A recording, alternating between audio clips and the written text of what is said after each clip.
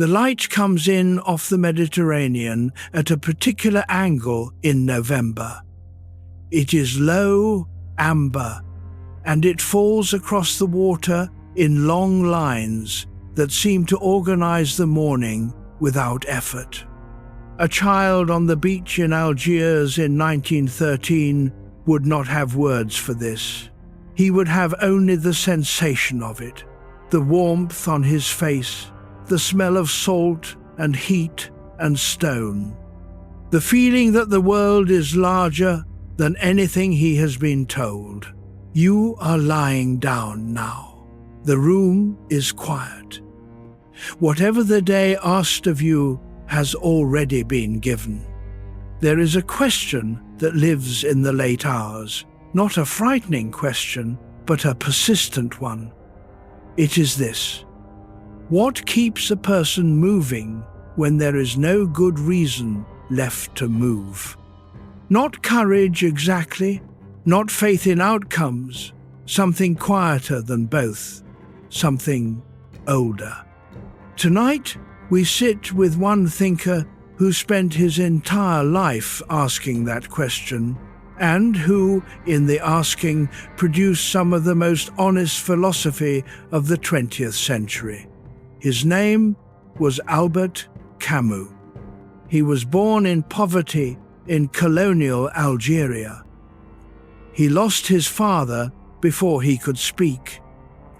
He grew up in 2 rooms with a mother who could barely hear. He was diagnosed with tuberculosis at 17, and he kept going. Not because he believed things would improve, not because he had been promised a reward for continuing, but because there was something in him, something he eventually named the absurd, that refused the final capitulation, that kept choosing the morning, that kept picking up the pen. The courage of 1% odds is not a strategy. It is a posture. It is what you have left when every rational argument has been exhausted and the body is still breathing and the day is still arriving, and something inside you, unexplained, says, again, let your shoulders settle. Let the weight of your body find the surface beneath you. Nothing in the next 3 hours asks anything of you except to listen. Albert Camus was 28 years old when he published his 2 most important works in the same year. The year was 1942. France was occupied. He was living in Paris, stateless in the sense that his Algeria was already disappearing, ill with a disease that killed people regularly, working as a journalist and editor and writer at the same time, in the same small hours. And what he produced was not despair. What he produced was a philosophical essay arguing that the correct response to a meaningless universe was not to leave it, but to stay and look at it clearly and to say, with open eyes, I will continue. The essay was called The Myth of Sisyphus. We will spend time there tonight. But first, a quieter moment, the one from before the essay, the one that made the essay possible. A beach, Algiers. A boy watches the water. The light falls in amber lines. He has no father. He has very little. He has the water and the light and the sensation of something enormous and indifferent and beautiful all at once. He does not feel sorry for himself. He feels alive. That was where the philosophy began. Not in a lecture hall, not in a library in Paris. On a beach in North Africa in the early years of the century, where a child with nothing felt, despite everything, the strange privilege of being here. We will carry that image with us tonight. Return to it when the ideas get difficult. It is the ground beneath everything Camus ever wrote. One more thing before we go deeper. There are two kinds of defiance in Camus' philosophy. Two ways of responding when the world withdraws its promises.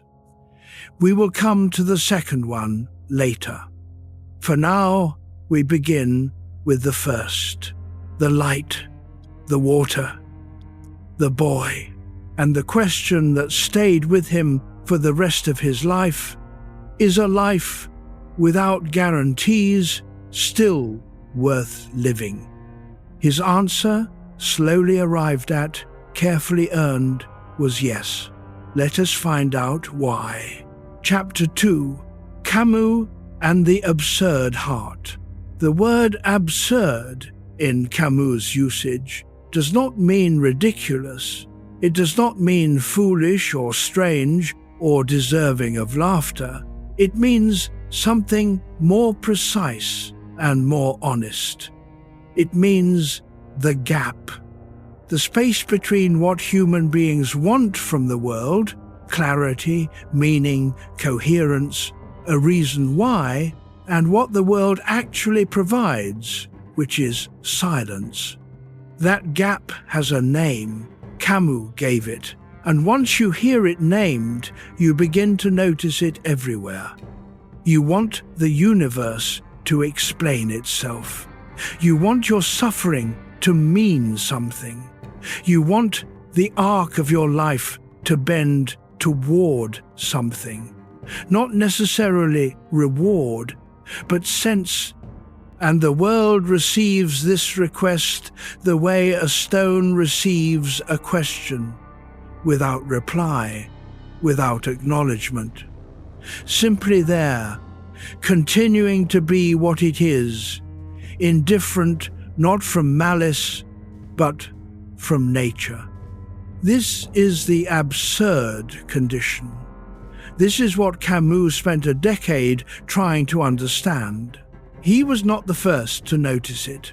The Danish philosopher Søren Kierkegaard had described a similar experience in 1844 in a book called The Concept of Anxiety, the dizziness of a person standing at the edge of freedom with no external guide to tell them which way to go.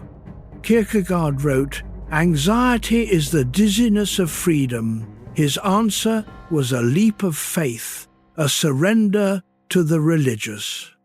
Camus read Kierkegaard carefully and respectfully, and then rejected this answer entirely. Not from hostility, but from a different kind of honesty. He would not solve the absurd by leaping away from it. He would stand inside it and look. This is the posture that defines the absurd man in Camus' philosophy. Not the man who denies the gap, not the man who leaps across it, the man who lives inside it, with open eyes, without flinching. In Paris in 1941, Camus wrote the opening of The Myth of Sisyphus in a rented room on the Rue Madame. He had tuberculosis. He had a curfew imposed by the German occupation. The city was under German control. The conditions for writing about meaning were, you could say, appropriate. He began with a sentence that stopped readers cold. There is but one truly serious philosophical problem, and that is suicide. Let your body settle. This was not an invitation. It was a diagnostic. He was asking, when you strip away every distraction, when you arrive at the honest question behind all the others, what are you actually asking?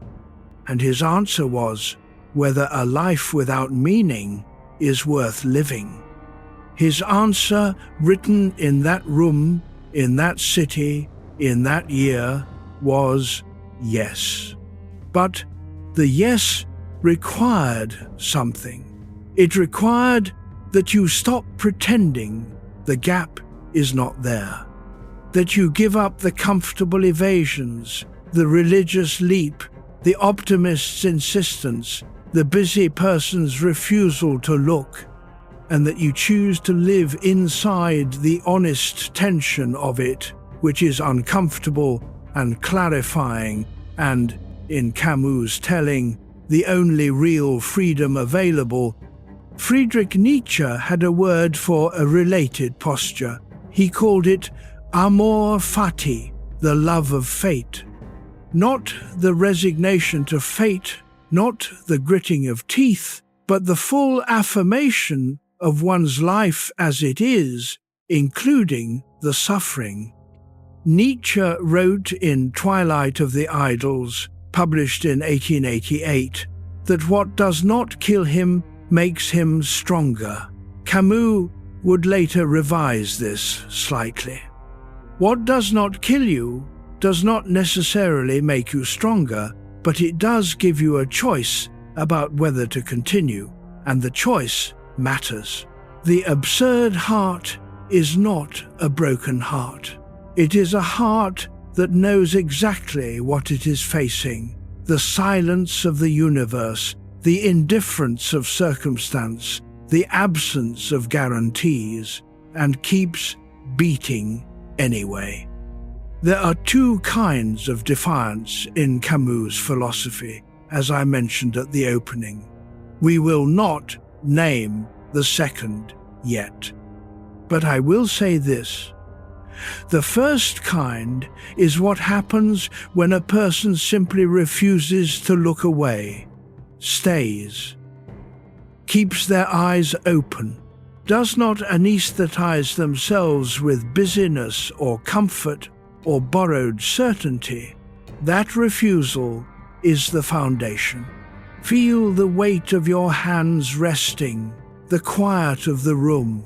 Outside, the world continues its ordinary indifference, and here, inside, something keeps watching, something keeps going.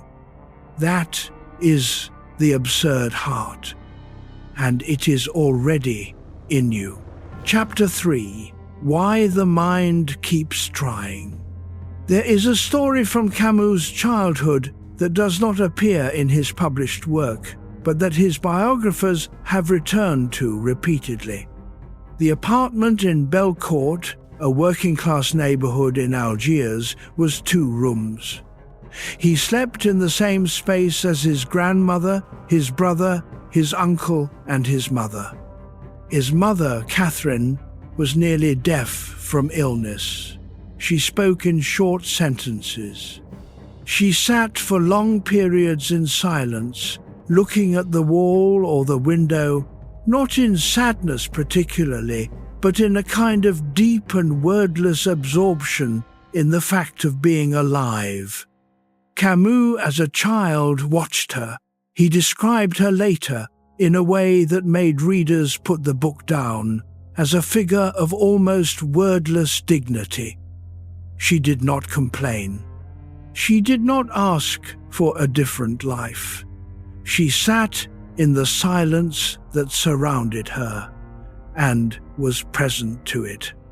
He wrote about her in a book called The First Man, which he was working on when he died and which was found in the wreckage of the car, unfinished, still in his briefcase, the pages scattered on the road. Your mind keeps trying tonight because something in you is like her. Not the suffering, not the poverty, not the deafness, but the quality of presence. The part that does not require a reason to continue. The part that simply continues. Let us stay here for a moment. Feel where your body is heaviest. Your legs, your lower back, your hands. The body asks no philosophical questions. It just breathes. It just continues. Viktor Frankl, the Austrian psychiatrist who survived Auschwitz and who founded what he called logotherapy, wrote in Man's Search for Meaning that those who survived the camps were rarely the physically strongest. They were the ones who had something to live for. A meaning, however fragile, however personal. The man who imagined a lecture hall years in the future where he would stand and teach what suffering had taught him. The woman who kept her child's face in mind. The philosopher who still had a question he needed to answer. Frankl wrote, "When we are no longer able to change a situation, we are challenged to change ourselves." Camus would have recognized this, though he would have framed it differently. For Camus, the reason to continue was not always a specific meaning. Sometimes it was the refusal of meaninglessness itself. The will to stay in the room, even when the room offers nothing. Why does the mind keep trying? The psychologist William James, writing in 1902 Inches, The Varieties of Religious Experience, suggested that the human organism has a built-in orientation toward continuation. Not hope exactly, not optimism, a kind of turning, like a sunflower, turning not by decision, but by structure, toward the possibility that tomorrow might be different. James called this the will to believe. Camus called it something less comfortable, the absurd reflex. The mind tries because the mind is built for trying. Even when the intellect presents the rational case for stopping, something older, something pre-linguistic, keeps generating another morning. There is a loop I want to plant here, quietly. Camus wrote a letter in 1956, a personal letter not intended for publication, about what he described as the only honest form of happiness. We will come to that letter later, not yet. But hold that place. The mind keeps trying because it is structured to. But Camus wanted more than structure. He wanted a philosophy that could transform the bare fact of continuation into something chosen, something owned. Not survival, but revolt. Not endurance, but defiance. The difference between the two is where the philosophy lives. A person who merely endures is being carried by the body's insistence. A person who revolts has looked at the condition clearly, the silence, the indifference, the absence of guarantees, and said, yes, anyway. This, for Camus, was the difference between a life merely lived and a life authentically inhabited. Your mind keeps trying because it cannot do otherwise. But tonight, we consider what it would mean to let that trying become a choice, to own it, to say, I know what I am facing, I know the odds, and I keep going anyway. That is not despair. That is the beginning of something, a breath, a quiet room, and something that has been keeping you here without your permission for a very long time. Chapter 4. Hope without illusion. Hope, in Camus' vocabulary, is a dangerous word. Not because he was against it, but because he was precise about what it means.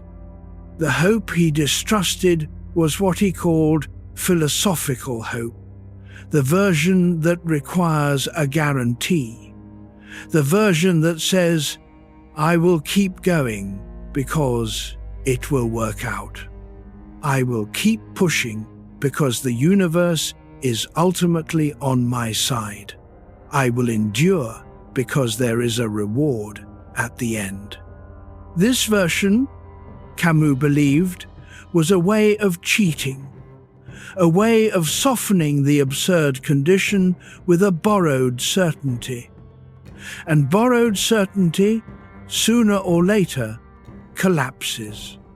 And when it collapses, it takes everything with it. So, what did he propose instead? He proposed something more difficult and, paradoxically, more durable. He proposed the hope that does not require a guarantee, the hope that says, I do not know how this ends. I do not know if it will work. I do not know if the effort is proportionate to the outcome. And I keep going anyway. This is not optimism. Optimism is a prediction about outcomes. What Camus described is closer to a posture toward the present, a decision renewed each morning to remain engaged with the fact of being alive, regardless of what the evidence suggests. In Zurich in 1913, Carl Jung was in the middle of his break with Sigmund Freud. Hearing voices he feared might indicate psychosis, sitting alone in his study with an illuminated manuscript that he would show no one for decades. He did not know what was happening to him. He did not know if he would emerge intact. He lit the lamp. He opened the page.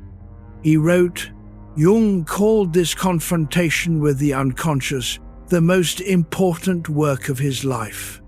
He could not have known that at the time. He could only have known that the lamp was lit and the page was empty and something needed to be written. Hope without illusion is the lamp. It does not illuminate the whole path.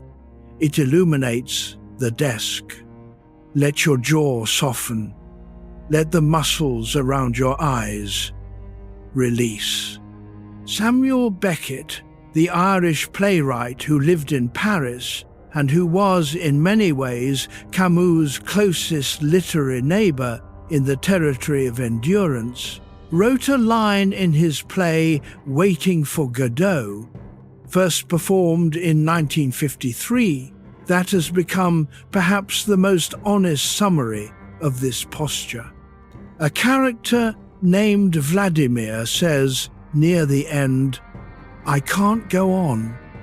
And then, without resolution, without rescue, without Godot arriving, I'll go on. Not because things improved, not because the absurdity resolved, but because the alternative was not arriving either. And the choice between going on and not going on is ultimately the only choice that is purely yours. Camus and Beckett knew each other in Paris in the 1950s. They moved in some of the same circles. They shared a similar diagnosis of the human condition and arrived at different prescriptions. Camus toward the sunlight and the Mediterranean.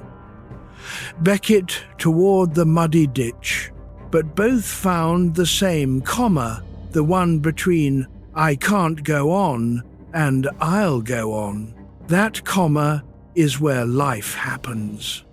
The philosopher Simone Weil, writing in the early 1940s, before her death at 34 from tuberculosis, described what she called attention, not effort, not willpower, but a quality of waiting and receiving without forcing, the kind of attention that can bear not knowing without collapsing into answers. Camus would not have agreed with Weil's religious framework, but he would have recognized her description of the posture, the bearing of uncertainty without flinching. Hope without illusion is the bearing of uncertainty without flinching. It is the morning that comes not because we deserve it, but because it comes, and our task is to be there when it does. Nothing in this hour asks you to feel anything particular. The room is what it is, you are what you are. And tomorrow, not because it is promised, but because it arrives, will offer one more chance to say again. That is enough. Chapter 5. The world does not promise. There is a specific moment that Camus described in his notebooks, the moment he called the experience of the absurd, not an argument, a sensation.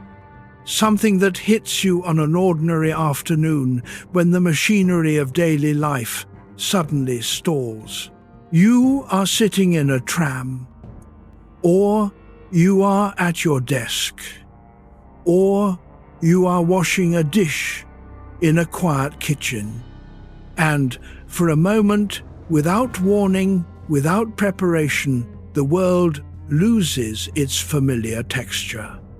The things around you, which you have been living among as though they were tools for getting through the day, suddenly present themselves as what they are, foreign objects, dense, indifferent. The tram is just metal.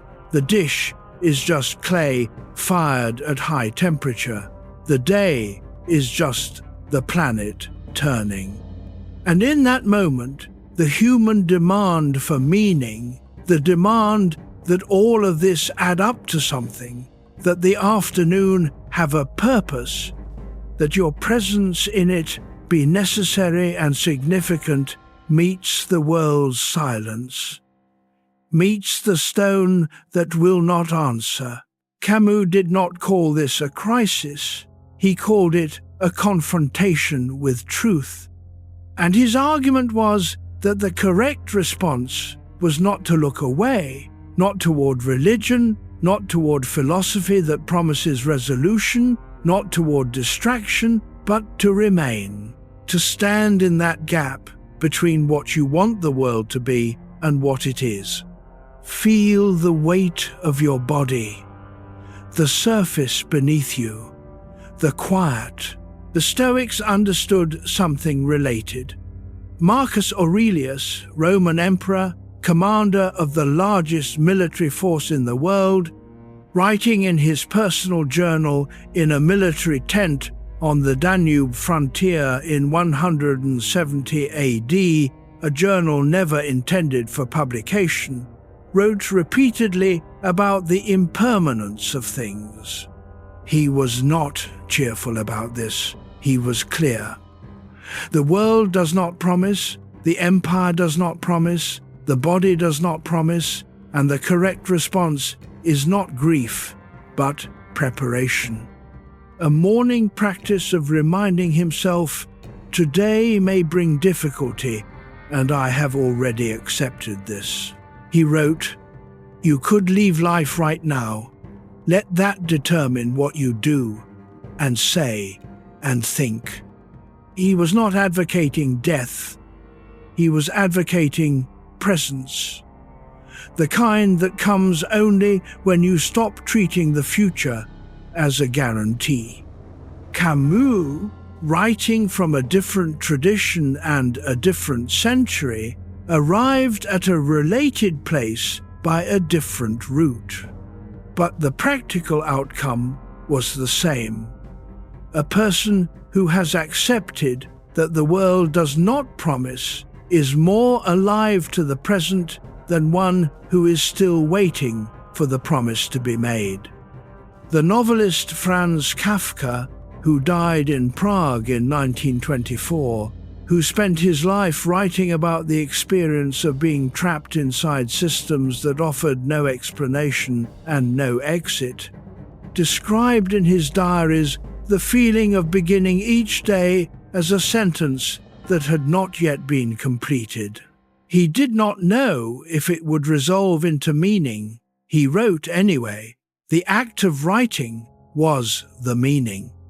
Arthur Schopenhauer, the German philosopher writing in the early 19th century in Frankfurt, was the first major Western thinker to say plainly that the universe is driven not by a rational principle, but by a blind, striving will, a force that wants nothing in particular and achieves nothing in particular, and from which human consciousness suffers as a byproduct.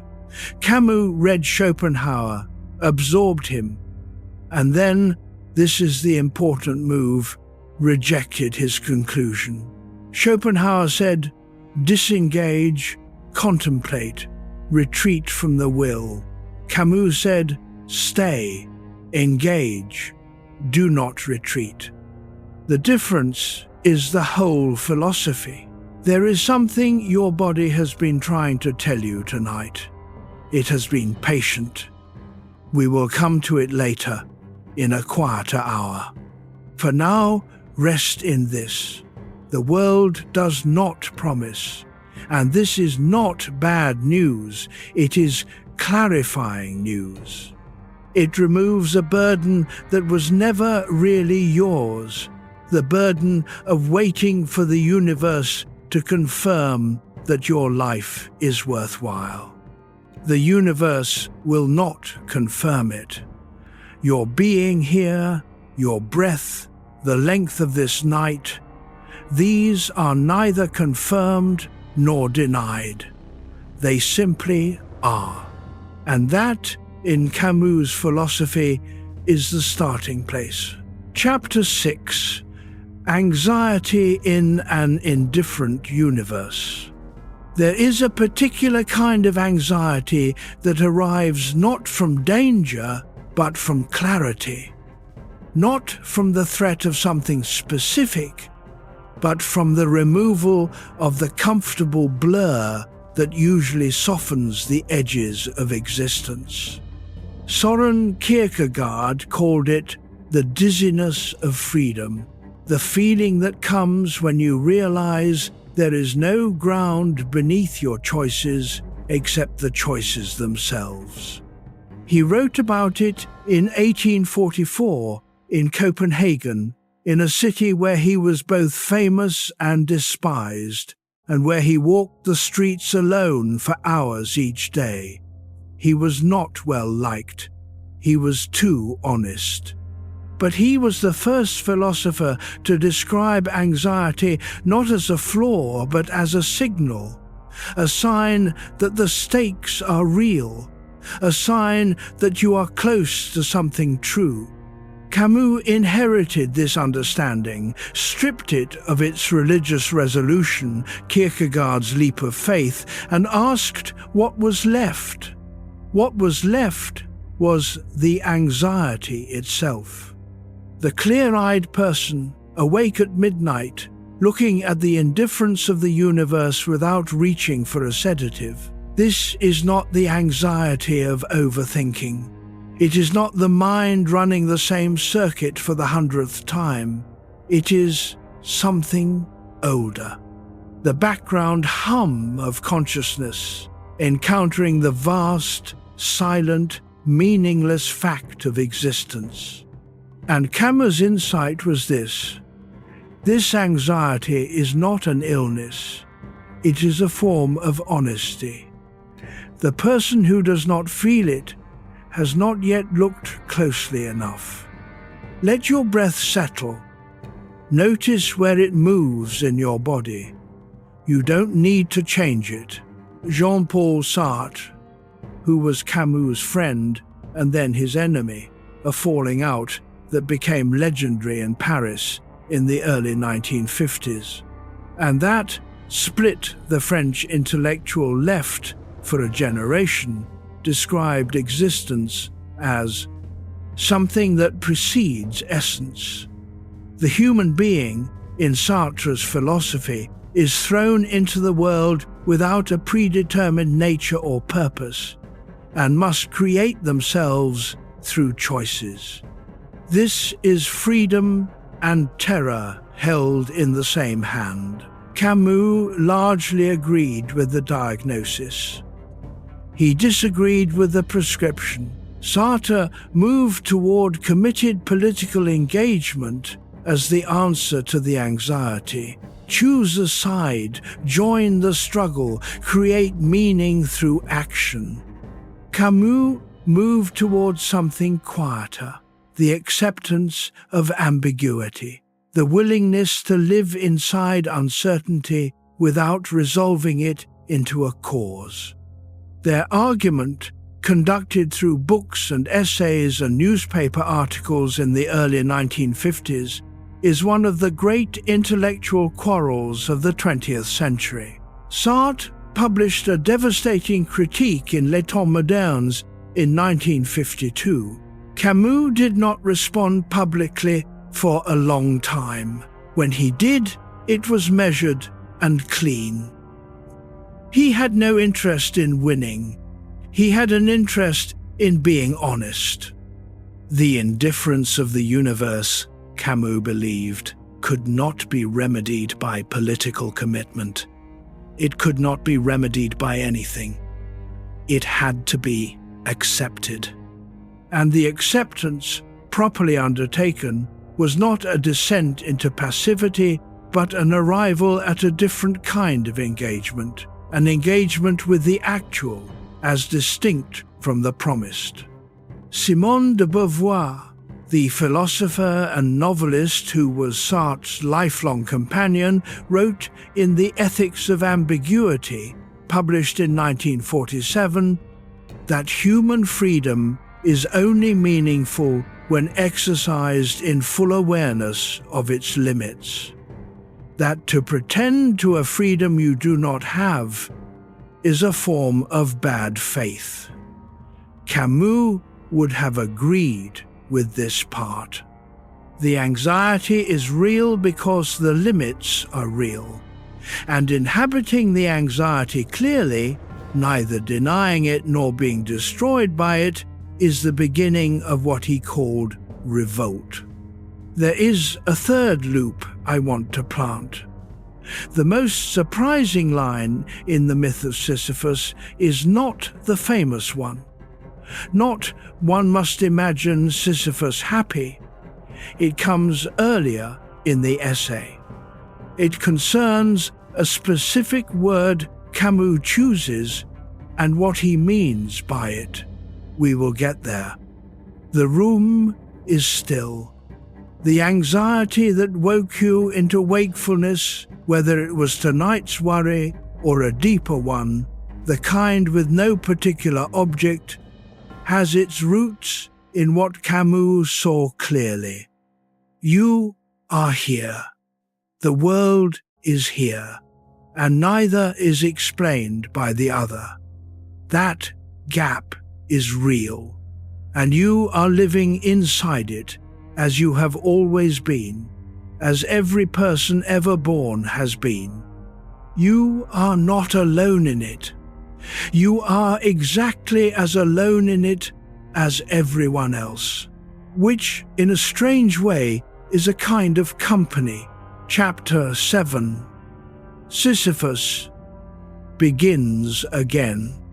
Let us go to the myth.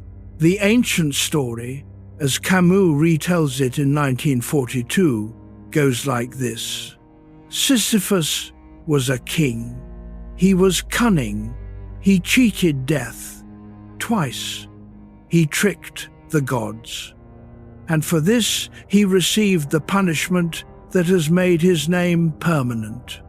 An enormous boulder, a steep hill, and an eternity of rolling the boulder upward, watching it fall and beginning again. This is, on its surface, a story about futility, a picture of punishment, an image of meaningless repetition. Camus looked at it and saw something else. He saw the most honest portrait of the human condition ever assembled. because what is a human life, stripped of its comforting narratives, but a series of efforts that arrive one by one at their conclusions and require tomorrow, next week, again, beginning, again, the career, the relationship, the daily attempt to be a decent person in a world that does not reward decency consistently, the effort to sleep, to wake, to show up, to try. We do not roll boulders, but we know what Sisyphus knows. Albert Camus was living in Paris in 1942 when he wrote the final sentence of the essay. He wrote, and this is one of the 2 verified direct quotes I will offer tonight, "One must imagine Sisyphus happy." Read that slowly.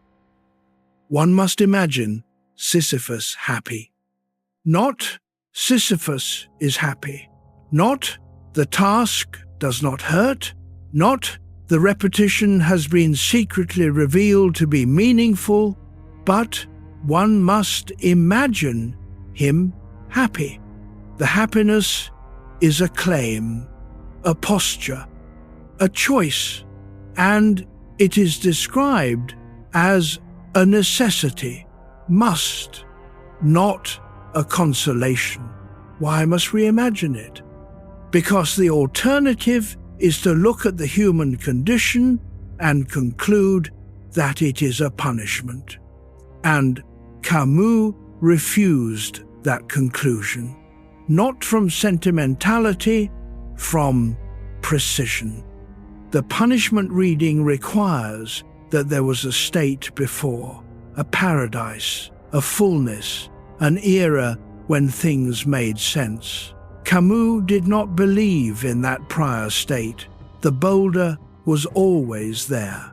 The hill was always there. The task was always the condition, not the punishment. And if the task is the condition, not the punishment, then it can be inhabited differently. Let your shoulders drop. Feel the surface beneath your back. The German poet Rainer Maria Rilke, writing in 1904 from Rome, in a series of letters to a young poet named Franz Capus that would later be published as Letters to a Young Poet, wrote that we should try to love the questions themselves, not seek the answers, not force the resolution, live the questions. Perhaps then, someday far in the future, you will gradually, without even noticing it, live your way into the answer. Camus would not have used the word love in this context. He was more austere than Rilke. But the gesture is related. Live inside the condition. Do not try to escape it. Find what is available in it. Sisyphus begins again because the boulder has fallen. There is no other option. But in the moment between the falling and the beginning, in that descent, in the walk back down the hill, Camus insists something happens. The man sees clearly. He knows exactly what he is doing and why. He has no illusions about the boulder or the hill or the repetition. And in that clarity, there is a form of freedom that the boulder cannot touch. This is the freedom inside the absurd. Not the freedom from the condition, but the freedom to be fully conscious within it. The myth beneath all struggle is not that the boulder reaches the top. It is that the person pushing it remains, despite everything, themselves. A long breath. A quiet room. The boulder has fallen. We have walked back down together. And tomorrow, not because it is promised, we will begin again. Chapter 8. The meaning of defiant effort. Let me tell you about a Tuesday morning. Not a particular Tuesday. the kind that arrives in a life without ceremony, without announcement, without any suggestion that it will be different from the Tuesday before. The alarm, the same ceiling, the same obligations waiting in the same order, the coffee, the mirror, the list of what needs to be done. Camus, in The Myth of Sisyphus, identified this Tuesday morning as the moment philosophy becomes necessary, not the dramatic crisis, not the clear catastrophe, the ordinary recurrence, the moment when the habitual has worn thin and the question underneath it, why again, rises without warning. He called this the awakening, not a spiritual awakening, a philosophical one. The moment when the routine that has been carrying you suddenly loses its automatic quality, and you have to decide, consciously, whether to continue. Most people push through it. They reach for the coffee, they move through the Tuesday. The question subsides. The routine re-establishes itself, and nothing is resolved, only deferred. Camus was not against the coffee or the movement through the Tuesday. He was for something that can happen during it, a different quality of inhabiting the routine. The defiant effort in his philosophy is not a louder or more intense version of normal effort. It is effort that knows what it is. Effort that has looked at the full picture, the indifference of the universe, the certainty of death, the absence of guaranteed meaning, and has chosen to act anyway. Not despite the knowledge, but with it. Carrying the knowledge as a companion, not as a burden. The philosopher and novelist Iris Murdoch, writing in 1970 inches, The Sovereignty of Good, described what she called moral vision, the capacity to see the world clearly, including its difficulty, without the self-protective distortions that usually soften what we see. The clear vision is not pessimistic. It is the prerequisite for genuine action.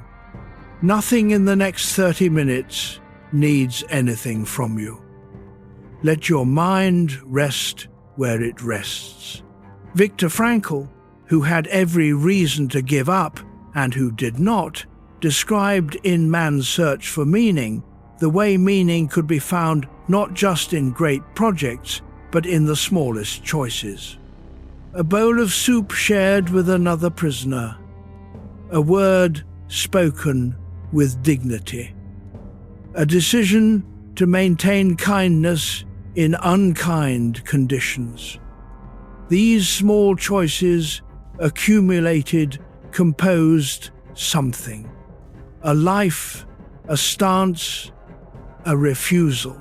Camus, in The Rebel, published in 1951, wrote about what he called the logic of creation.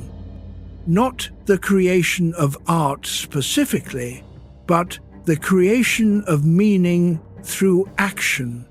Any action undertaken with full consciousness and sustained effort. The rebel, in Camus' vocabulary, is not a person who destroys existing structures. The rebel is a person who, having faced the meaninglessness of existence, creates anyway, writes the book, tends the garden, shows up again tomorrow. This is the meaning of defiant effort. Not heroic defiance, not the raised fist, the quiet insistence of a person who knows what they are facing and continues anyway, in the Tuesday morning, with the coffee, with the list of ordinary things. The writer James Baldwin, who met Camus in Paris in the late 1950s and who admired him deeply, wrote in Notes of a Native Son that to accept one's past, one's history, is not the same as drowning in it, it is learning to swim in it. The principle is the same. Acceptance as the precondition for movement, not as a substitute for it. Defiant effort says, I accept what is, and I act anyway. The Tuesday arrives. The ceiling is the same. The obligations wait in the same order. And this time, not because the conditions have changed, not because the universe has relented, you pick up what is yours and you begin. Not because you have been promised anything, because you are the kind of person who begins. Chapter 9, when logic says stop. There is a very particular argument that the intellect can construct.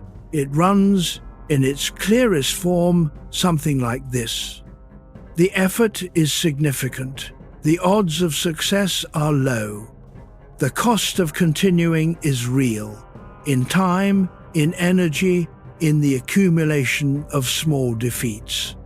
And the most rational response to a situation in which the expected return does not justify the expected cost is to stop. This argument is not stupid. It is clean. It has the structure of good reasoning, and it arrives, usually, at midnight. Camus understood this argument. He had faced the version of it that goes all the way down.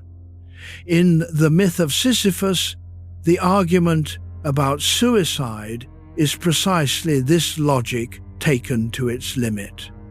If life cannot justify itself on rational grounds, if the gap between what we demand and what we receive never closes, then the rational response is to withdraw from the experiment. His answer to this argument was not to defeat it on its own terms. You cannot defeat it on its own terms. The logic is valid. The premises are correct. The expected return does not always justify the expected cost, and a life full of effort and uncertainty does not, on a spreadsheet, outperform a life never attempted. But Camus' answer was that the spreadsheet is the wrong tool. The question of whether to continue living is not a mathematical question. It is a different kind of question. And the kind of answer it requires is not a logical proof, but a stance, a posture, a choice that precedes and underlies every argument.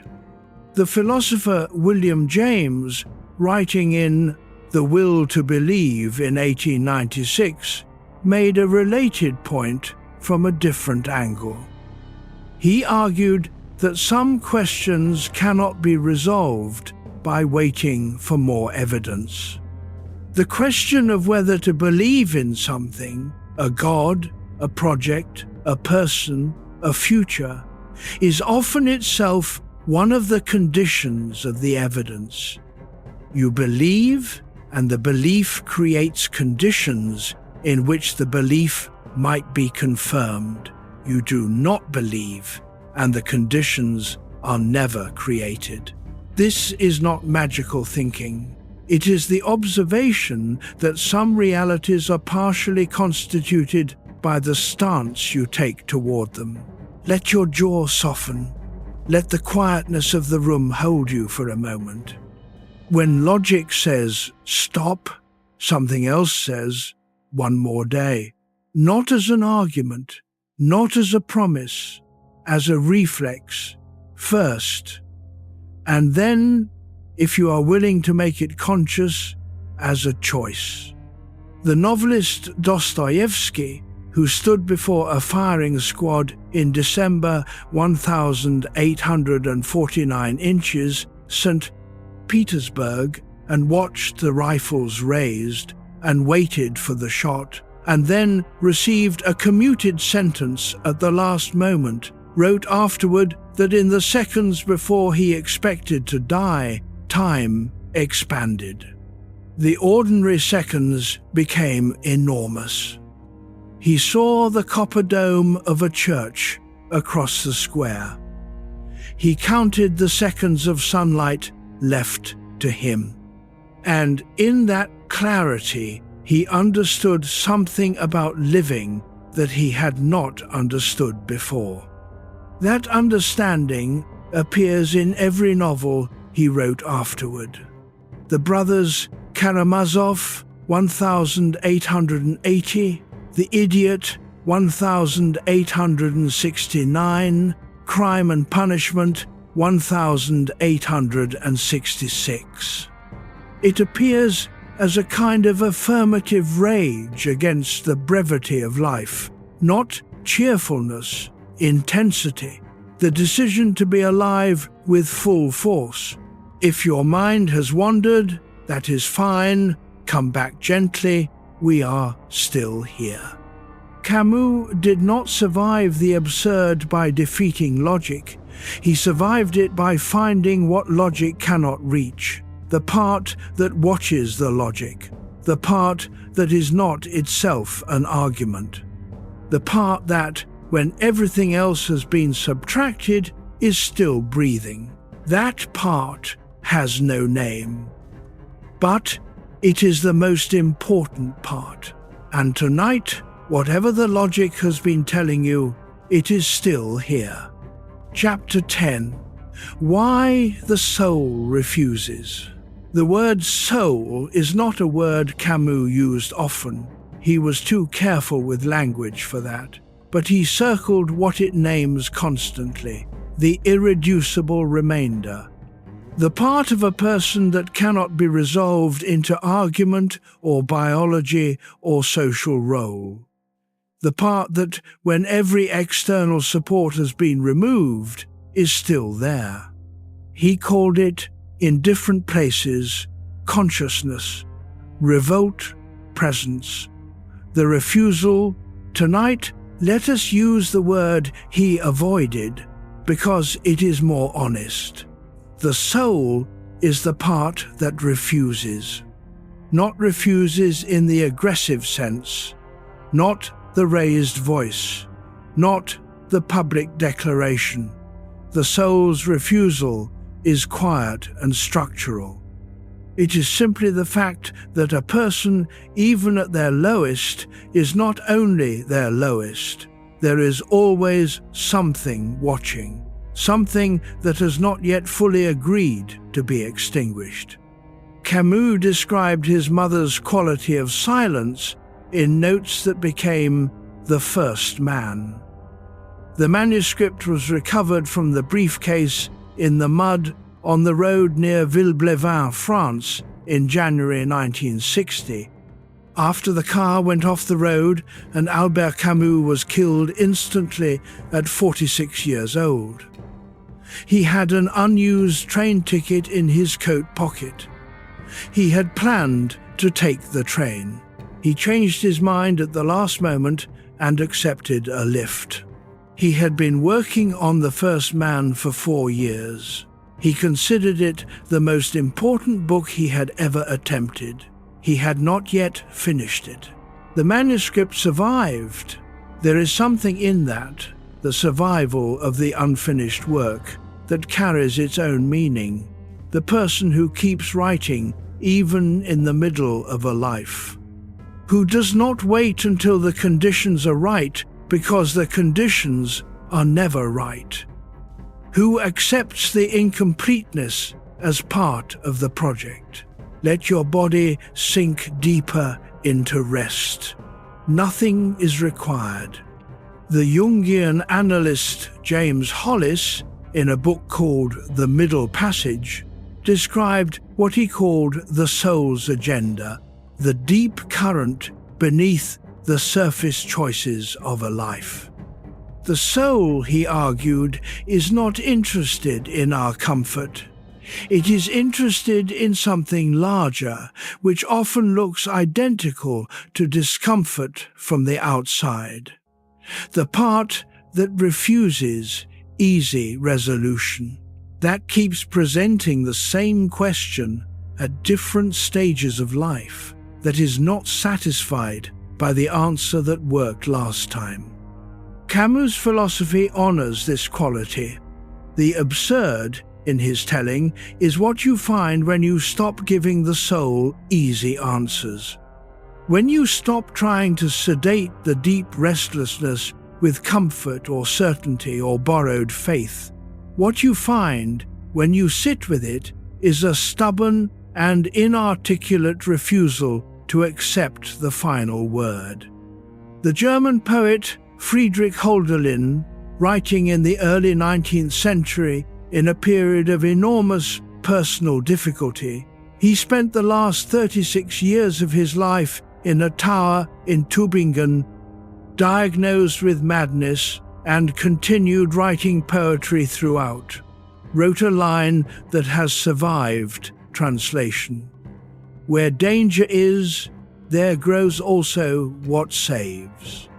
Not that danger is good, not that suffering is secretly reward, but that the place where things are most threatened is also the place where the deepest resources appear. The soul refuses because it has no other option, because it is not in the business of surrender, because something in the structure of consciousness, not because of its virtue, not because of its strength, simply does not agree to stop being. Feel the weight of your hands. This is not inspiration. Inspiration is what you tell yourself in better moments. This is something underneath inspiration, the quiet, permanent refusal that runs unnoticed under every difficult day. You carry it without knowing it. You have always carried it. It is the thing that brought you to this night, to this hour, to this voice, seeking something to hold while the dark does what the dark does. That seeking is the refusal. The soul is still at work, and that, quietly, is everything. Chapter 11, Failure and Human Dignity. There is a way of understanding failure that Camus rejected almost entirely, and a way he quietly proposed in its place. The version he rejected goes like this. Failure is evidence. It proves something about the person who experienced it, that they lacked the right qualities, the discipline, the intelligence, the resilience, that they should have done something differently, that the failure, properly analyzed, reveals a deficiency that, corrected, would produce success. This version of failure is everywhere, and it has a seductive quality because it implies control. If failure is evidence of deficiency, then enough correction of the deficiency will eliminate failure, and the world will begin to cooperate. Camus spent his entire philosophical life arguing that the world does not cooperate, not from malice, from indifference.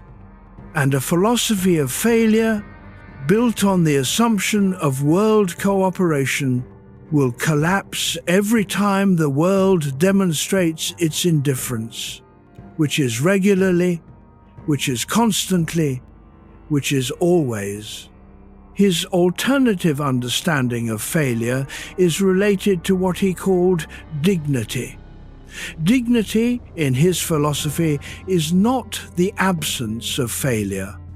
It is the maintenance of a certain quality of self-relation in the presence of failure. The unwillingness to be defined by outcomes. Marcus Aurelius, writing in that tent on the Danube, surrounded by war, with an empire fraying at its edges, wrote, "How much more grievous are the consequences of anger than the causes of it." He was talking about his own anger at failure, at the gap between his intentions and the outcomes. His practice, recorded in the Meditations, was not to eliminate failure, but to relate to it without self-destruction, to see it clearly and then continue. Let your breath find its own rhythm. You don't need to change it. Epictetus, who was born enslaved in ancient Rome and who studied philosophy in chains and who was later freed and became one of the most important teachers of his generation, taught from a room in Nicopolis in roughly 100 AD. He owned almost nothing. He had been enslaved, he had been beaten. He taught that the only thing that cannot be taken from a person is the quality of their response to what happens to them, not the outcome, the response. Human dignity, in this Stoic tradition that Camus both inherited and transformed, is located entirely in the response, not in the result. The boulder reaches the top or it does not. What defines Sisyphus is not the boulder's arrival, but the man's relationship to the climb. Failure, understood this way, stops being evidence of deficiency. It becomes simply a feature of the landscape, a regular feature, expected, part of the conditions, not a verdict. In 1957, when Albert Camus received the Nobel Prize in Literature at 43, one of the youngest recipients in the prize's history, he gave a speech in Stockholm. He described the writer's task not as achievement, but as witness. The writer, he said, cannot put himself in the service of those who make history. He must serve those who suffer it. The failed attempt, the unfinished manuscript, the letter that does not arrive. These are not diminishments of human dignity. They are part of what dignity is asked to hold. The writer who keeps writing despite the unfinished manuscript is not naive. He knows the manuscript may not be finished. He writes anyway. That is the dignity Camus was describing in his own work, in his own life, in the 46 years he was alive. He never finished The First Man, and it is one of the most moving books in French literature. The failure is inside the work, the dignity too. There is a Japanese aesthetic principle called wabi-sabi, the beauty of imperfection, of the impermanent, of the incomplete, a cracked tea bowl repaired with gold lacquer, a moss-covered stone, a poem that ends before its resolution. The flaw is not concealed. It is made visible. It is held as part of the thing's history, its evidence of having been used and broken and continued. Camus' philosophy of failure has something of this quality, not the celebration of failure, the refusal to let it be hidden or denied or treated as the thing that disproves the value of the attempt. The crack is real. The repair is real. The bowl, cracked and repaired, is still a bowl, still worth using, still present on the table. Human dignity in the face of failure is the bowl, cracked, still on the table. not performing its wholeness, not apologizing for its history, simply there, still useful, still itself. Chapter 12. Overthinking at the edge. The mind at the edge of sleep often does a specific thing. It runs. It generates iterations. It takes an unresolved question and produces 17 versions of it, each slightly different, each equally unanswered. It presents scenarios, it rehearses arguments, it auditions futures. This is not stupidity. It is the mind doing what it was built to do. The problem is that the mind was built for daylight, for active engagement with problems that can be solved by more information or better strategy. At midnight, in the dark, it runs the same algorithms on problems that cannot be solved by information or strategy. And it generates heat without light. Camus, in the Myth of Sisyphus, described what he called the absurd reasoning, the mind's attempt to think its way out of the absurd condition, to find the logical step that will finally close the gap between what we want and what the world provides. He watched the mind do this and concluded it cannot succeed. Not because the mind is weak, because the gap is structural. The demand for meaning and the world's silence are not a problem with a solution. They are a permanent feature of consciousness, and yet the mind keeps trying. At the edge of sleep, at the edge of every major decision, at the edge of grief, of failure, of the Tuesday morning that has lost its texture.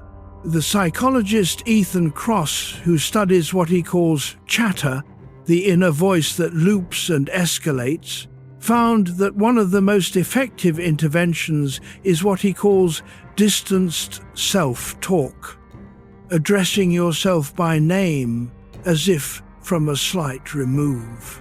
Not, "Why can't I figure this out?" but "Your name. This is a hard night.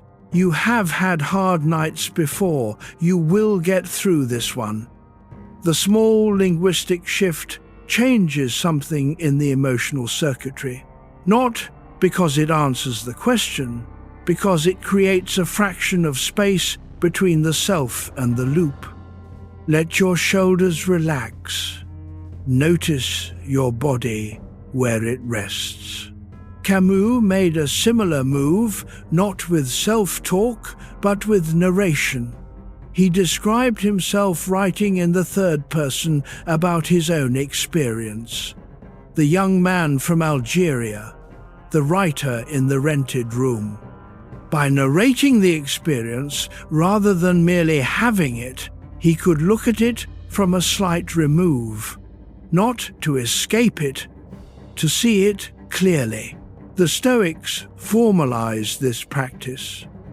Marcus Aurelius, in the Meditations, consistently addresses himself in the second person.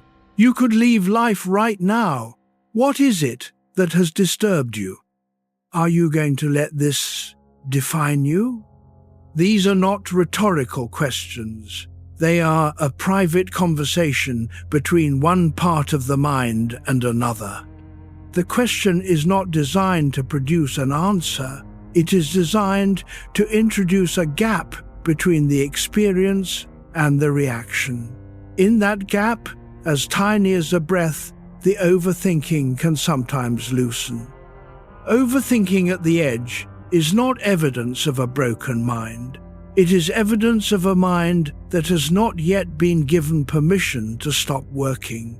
And the permission does not come from resolving the question. The question may not be resolvable tonight. The permission comes from acknowledging the question, placing it gently down and saying, "You will still be there in the morning. I know, but I am resting now. Thich Nhat Hanh, the Vietnamese Zen monk who spent a life teaching what he called interbeing, wrote that peace is available in every breath, not as a promise about tomorrow.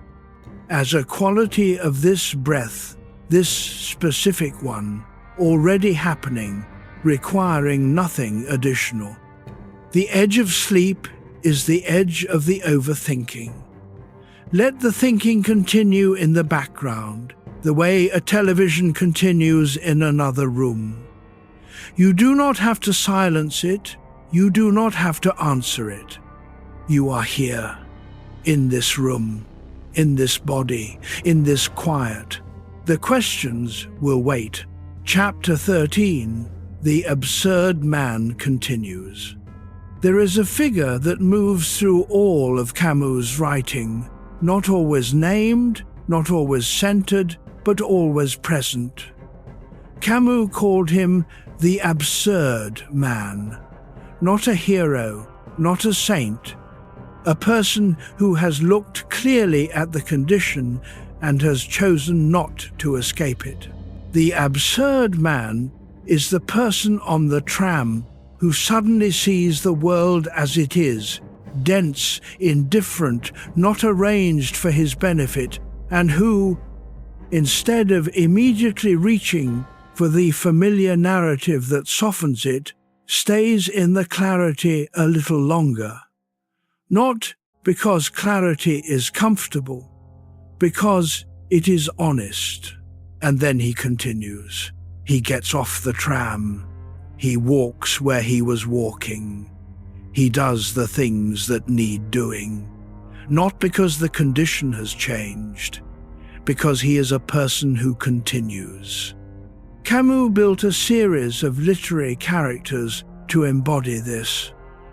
Myrsol, in The Stranger, published in 1942, the same year as The Myth of Sisyphus, is the most challenging version.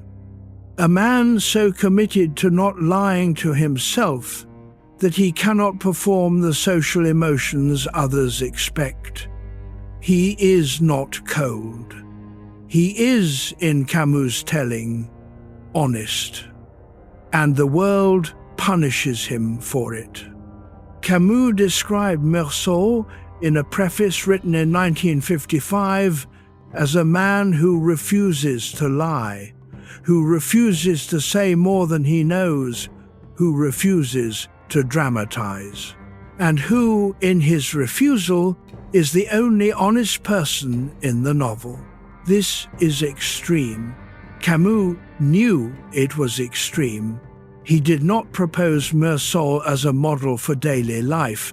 He proposed him as a limit case, a character who shows by exaggeration what the honest relationship to experience might look like if pursued without compromise. Let your jaw soften, let the room be still. The philosopher Iris Murdoch wrote in The Sovereignty of Good that the hardest thing in moral life is to see clearly, not to be good by following rules, but to see the situation as it actually is, which requires the disciplined giving up of our habitual self-centered interpretations. The absurd man, in Camus, is practicing a version of this. He sees the world without the consoling overlay, and continues. There is something quiet and available in this idea, even at midnight. The absurd man does not require perfect conditions. He does not require resolution of the philosophical problem. He requires only the ongoing willingness to stay. And that willingness does not demand effort in the ordinary sense.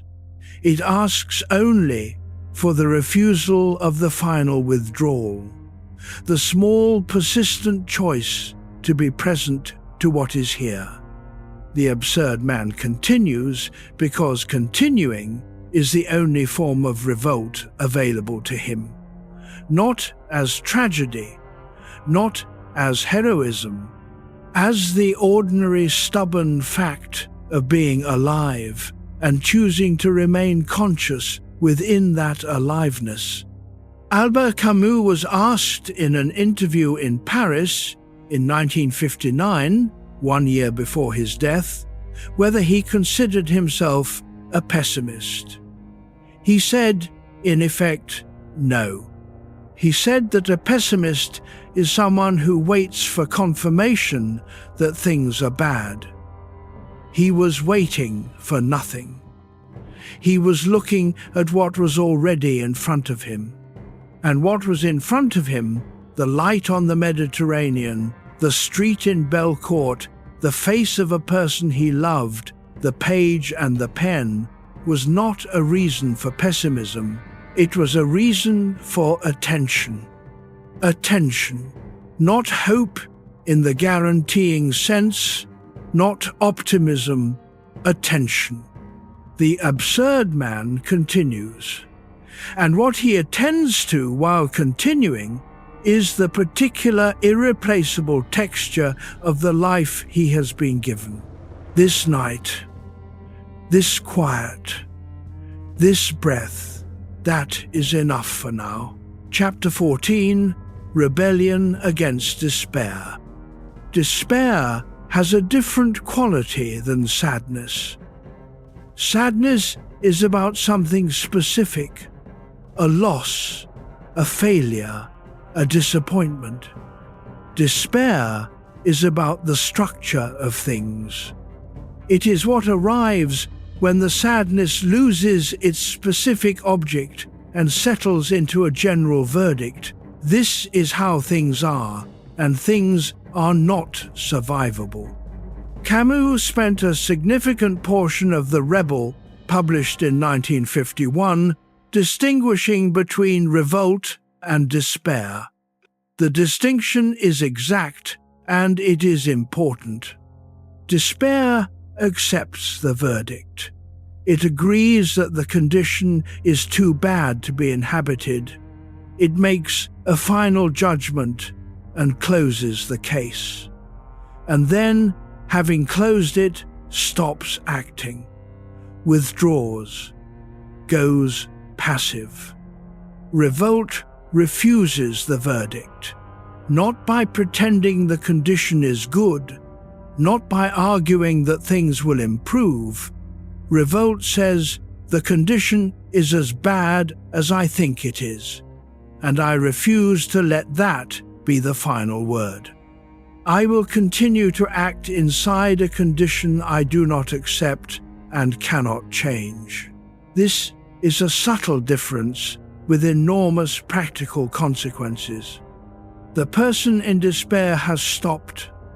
The person in revolt is still moving, still creating, still present, even in full awareness of what they are facing. Friedrich Hölderlin, writing in Tübingen in the tower where he spent his last decades, continued to produce poetry that readers would encounter long after his death. The madness the doctors described did not silence the creative impulse. It changed it, made it stranger, removed the social polish. But something in him persisted. The revolt persisted. Let your body rest where it is. Nothing in the next hour requires you to do anything.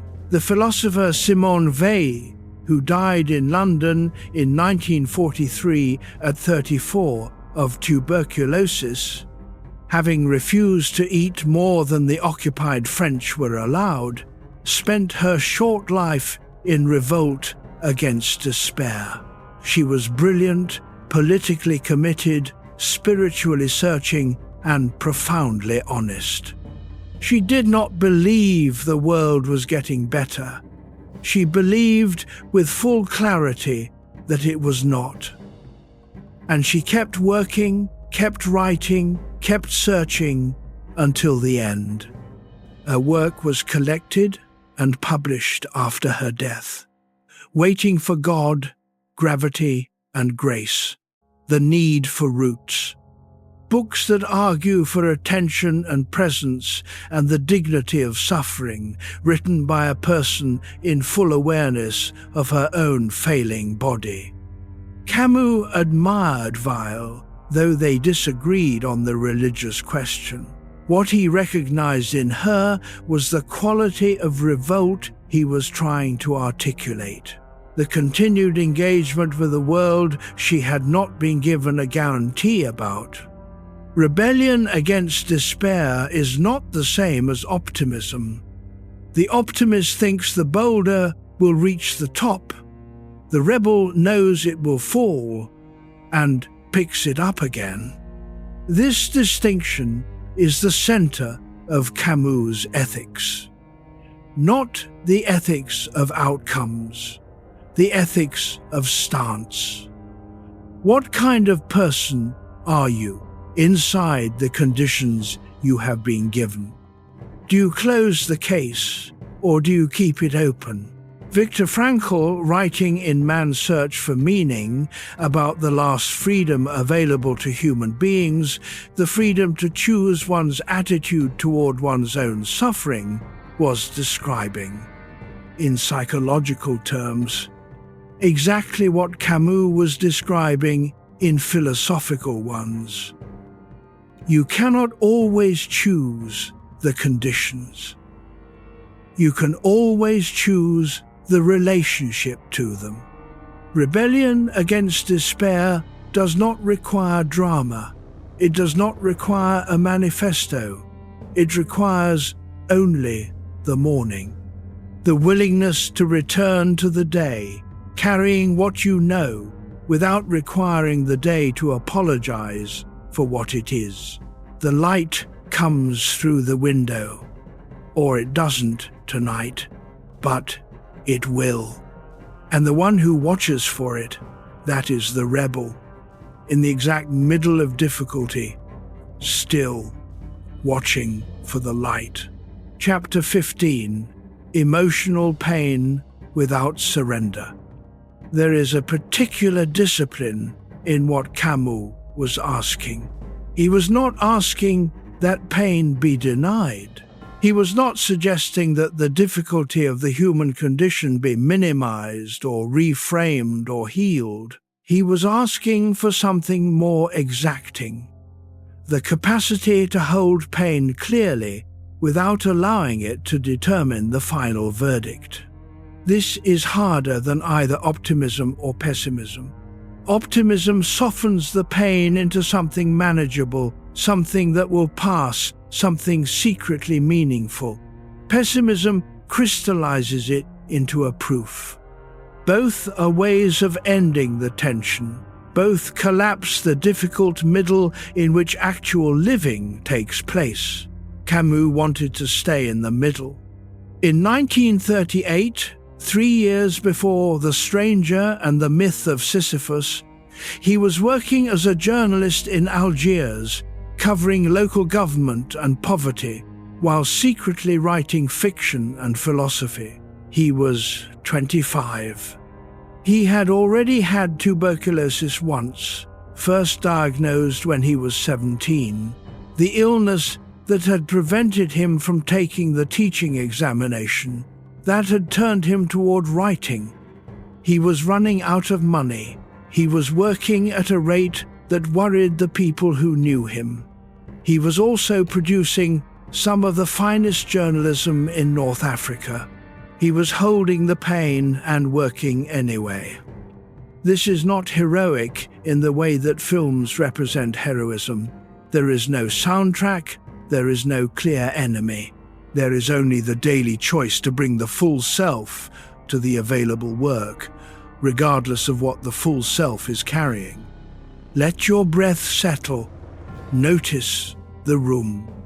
The psychologist Bessel van der Kolk, in The Body Keeps the Score, described the way emotional pain that has not been processed lives in the body, not as memory exactly, as a readiness.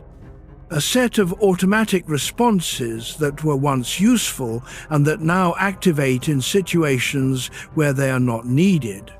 Healing in van der Kolk's framework, is not the elimination of the experience. It is the restoration of the capacity to feel safe in the body despite the experience. The pain does not disappear. The relationship to the pain changes. Camus, in his philosophical terms, was describing something similar. Not the elimination of the absurd condition, but the restoration of a functional relationship to it. The person who has been through the absurd and has not resolved it and has not collapsed, who is living inside it with open eyes, has achieved something that the person who has not yet faced it has not yet achieved.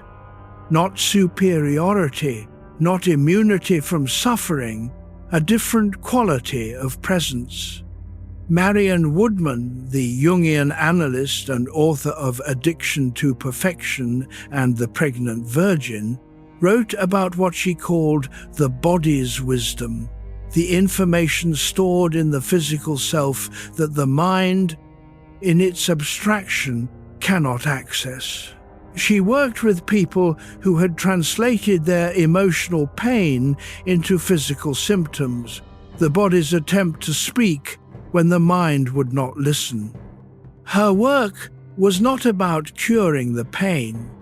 It was about finding the language for it, the conversion of raw suffering into something that could be known and honored. Emotional pain without surrender is not strength in the conventional sense. It is the willingness to know what you feel while continuing to be a person who acts, who returns to the page, who gets up in the morning, who, despite the weight, has not decided that the weight is the final word. Camus held his pain, the tuberculosis, the poverty of his origins, the loss of his father before he could remember him, the political isolation of the Algerian war years, and produced, in The Holding, The Plague, The Rebel, The Fall, and The Unfinished First Man. The pain is in the work, and the work continues. That is not surrender. That is, in a quiet way, the most significant form of defiance. Chapter 16, The Silence of the Universe. It is worth saying plainly, the universe does not care. Not in the cruel sense, not in the way a person might withhold care as a punishment. The universe is silent in the way stone is silent, in the way the ocean continues regardless of the ship. It is not hostile, it is simply not organized around the question of your well-being. Camus faced this directly. He did not soften it. He did not translate the silence into hidden meaning. He did not suggest that the universe's apparent indifference conceals a deeper order that will reveal itself at the right moment. He looked at the silence and called it silence.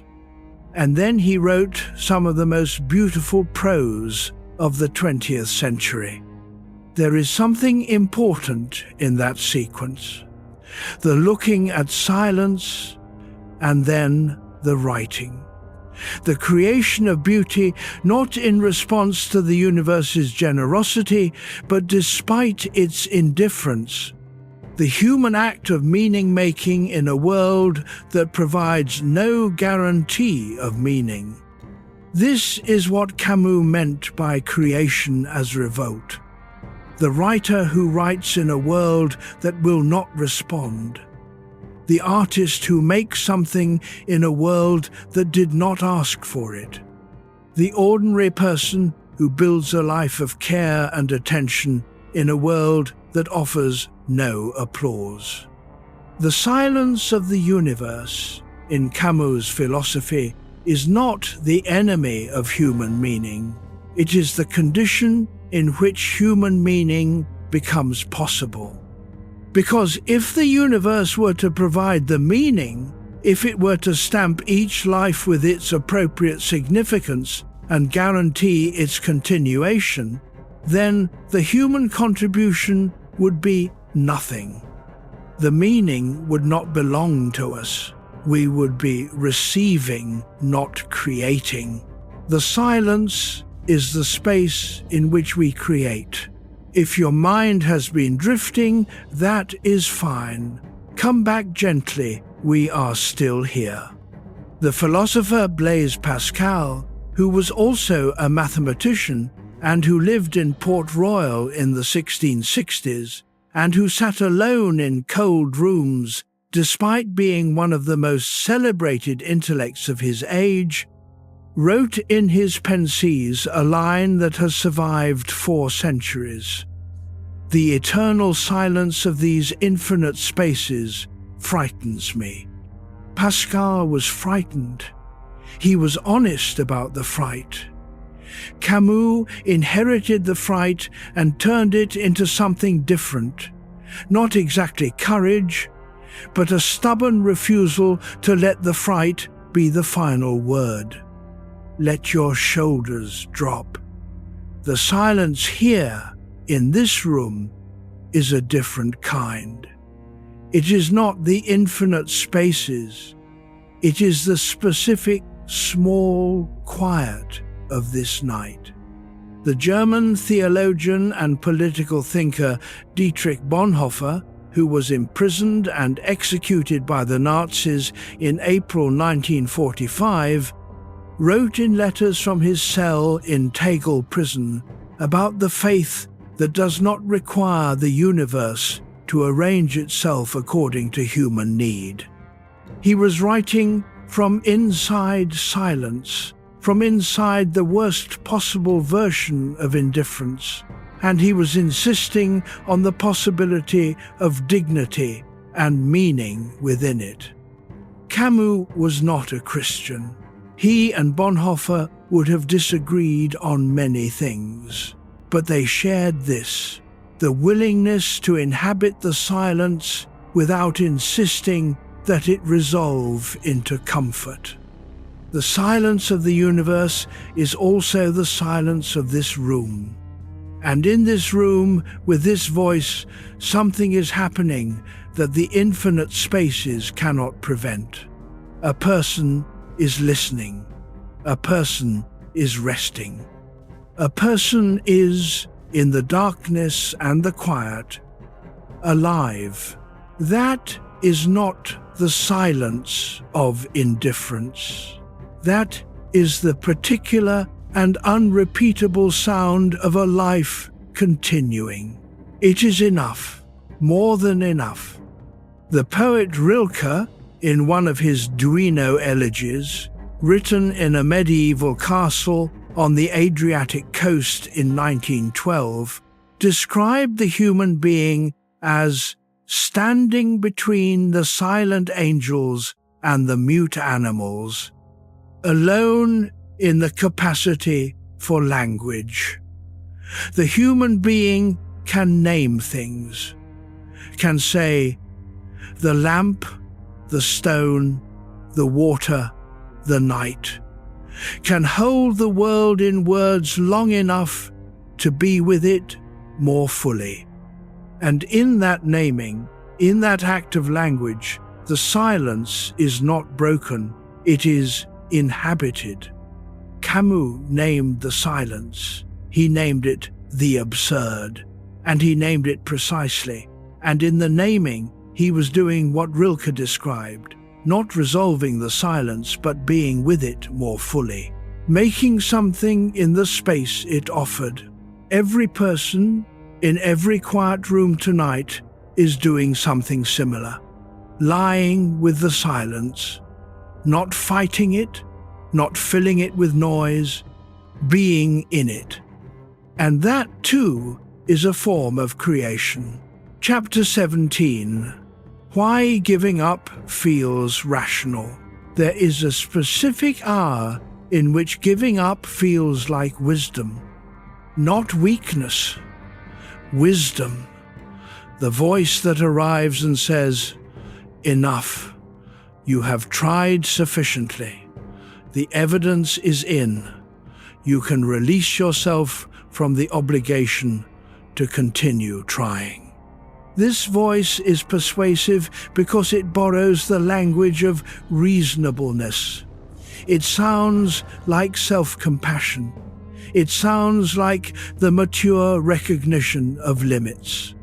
It sounds like what a sensible person would say to a friend. You have done enough. You are allowed to stop. Camus knew this voice. He had spent years cataloguing the ways in which the mind makes a clean, reasonable, almost elegant case for withdrawal from the struggle. In The Myth of Sisyphus, he named the specific philosophical traditions that give this voice its intellectual dignity. Kierkegaard's leap of faith, a giving up of the rational engagement in favor of the religious resolution. Husserl's phenomenological reduction, a kind of mental withdrawal from the unbearable into a pure description of consciousness. These were, in Camus' view, forms of philosophical capitulation. Not cowardice exactly, understandable, but capitulation nonetheless.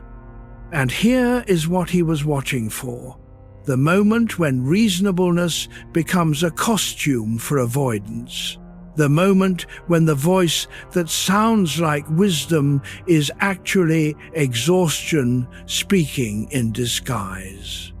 Seneca, writing in his letters to Lucilius in the 1st century AD from his estate outside Rome, a man of enormous wealth who wrote as though he had nothing, identified a related phenomenon. He called it the disease of busyness. The way a person fills every hour with activity, not because the activity is meaningful, but because it keeps the larger questions at a distance. The noise keeps the silence away. Let your jaw soften. Let the weight of your head settle. The rationalist argument for giving up is almost always built on a kind of arithmetic. The investment is greater than the return. The suffering outweighs the benefit. The probability of success does not justify the cost of continuing. But Camus' observation, and this is subtle and it is important, is that this arithmetic is always performed in the middle of the difficulty, always from inside the mud of it. And from inside the mud, the calculation will always favor stopping. Because you cannot calculate from inside difficulty what the experience will be like on the other side of it. The person at minute 3 of a hard effort cannot predict minute 30. The person in the darkest part of a difficult period cannot accurately model what life will be on the other side of it, because they are using a broken instrument, the mind in extremity, to measure a reality they have not yet reached. The psychologist Martin Seligman, who spent decades studying what he called learning helplessness, the state in which a person stops trying because previous efforts have not produced change, found that the single most important variable in resilience is not strength or intelligence, but explanatory style, the way a person explains their failures to themselves. Whether they treat them as permanent and pervasive, nothing ever works for me, everything is broken, or as specific and temporary, this specific thing failed in this specific situation. Camus was not a psychologist, but he was making a version of this observation. The voice that says it is rational to give up has generalized from one boulder on one hill on one day to the entire structure of existence, and that generalization is the error. Give the voice its due, let it speak, and then notice that it has been speaking from inside the difficulty, which is not a reliable vantage point. The morning will offer a different view. Chapter 18, The Strange Power of Persistence. Here is what Camus observed and what the evidence of his own life demonstrates. The strange power of persistence is that it does not need a reason to be effective. It needs only to continue. He was not the most naturally gifted writer of his generation. Sartre was more prolific. Simone de Beauvoir was more systematic. Albert Camus wrote from a narrower well: Algiers, poverty, tuberculosis, the Mediterranean light. And he returned to that well repeatedly in every book he wrote. He did not chase novelty. He did not try to be comprehensive. He stayed with what he knew and kept going deeper. The result was a small number of books that have outlasted almost everything produced by more expansive writers of his era. This is the strange power of persistence. Not the power of variety or ambition, the power of return. The willingness to come back to the same question at different ages, in different conditions, with different tools, and to keep pressing. The Japanese concept of kaizen, continuous incremental improvement, captures something of this. Not the dramatic leap, the small, consistent return. The craftsman who comes back to the bench each morning and does what is available to do, but Camus would add something to that. The return is not always comfortable, and it does not always produce visible improvement.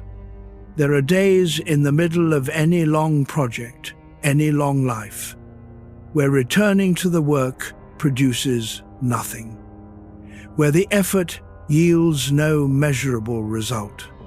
And the strange power of persistence is precisely the willingness to return even then. Let your breath find its natural rhythm. The novelist George Eliot, writing in Middlemarch in 1871 to 1872 from her study in London, included a final paragraph that has been called one of the most moving endings in English literature. She writes of her protagonist Dorothea that the effect of her good life was incalculable, that the growing good of the world depends on unhistoric acts, and that things are not so ill with you and me as they might have been, is half owing to the number who lived faithfully a hidden life. Hidden persistence, not the story told, the unhistoric act, the effort made without audience, without record, without confirmation that it matters. Camus would have recognized this. His mother, Catherine, sitting in the two-room apartment in Belcourt, deaf to much of the world around her, absorbed in the simple fact of being alive. Her persistence was not philosophically articulated. It was simply lived, and her son, watching her, learned something that his philosophical training later gave him the language for. To persist is not to win. It is not to guarantee any particular outcome. It is to remain in relation to the effort long enough for something to become possible that was not possible yesterday. The strange power of persistence is that no one knows in advance at which moment of return the thing that was stuck will become unstuck, at which attempt the door will open, at which morning the clarity will come. The strange power of persistence is that no one knows in advance at which moment of return the thing that was stuck will become unstuck, at which attempt the door will open, at which morning the clarity will come. And so the only rational strategy, if we are going to use rational language at all, is to keep returning. Not because we know it will work, because it is the only way to be present for the moment when it does. The room is quiet. The effort of the day is behind you.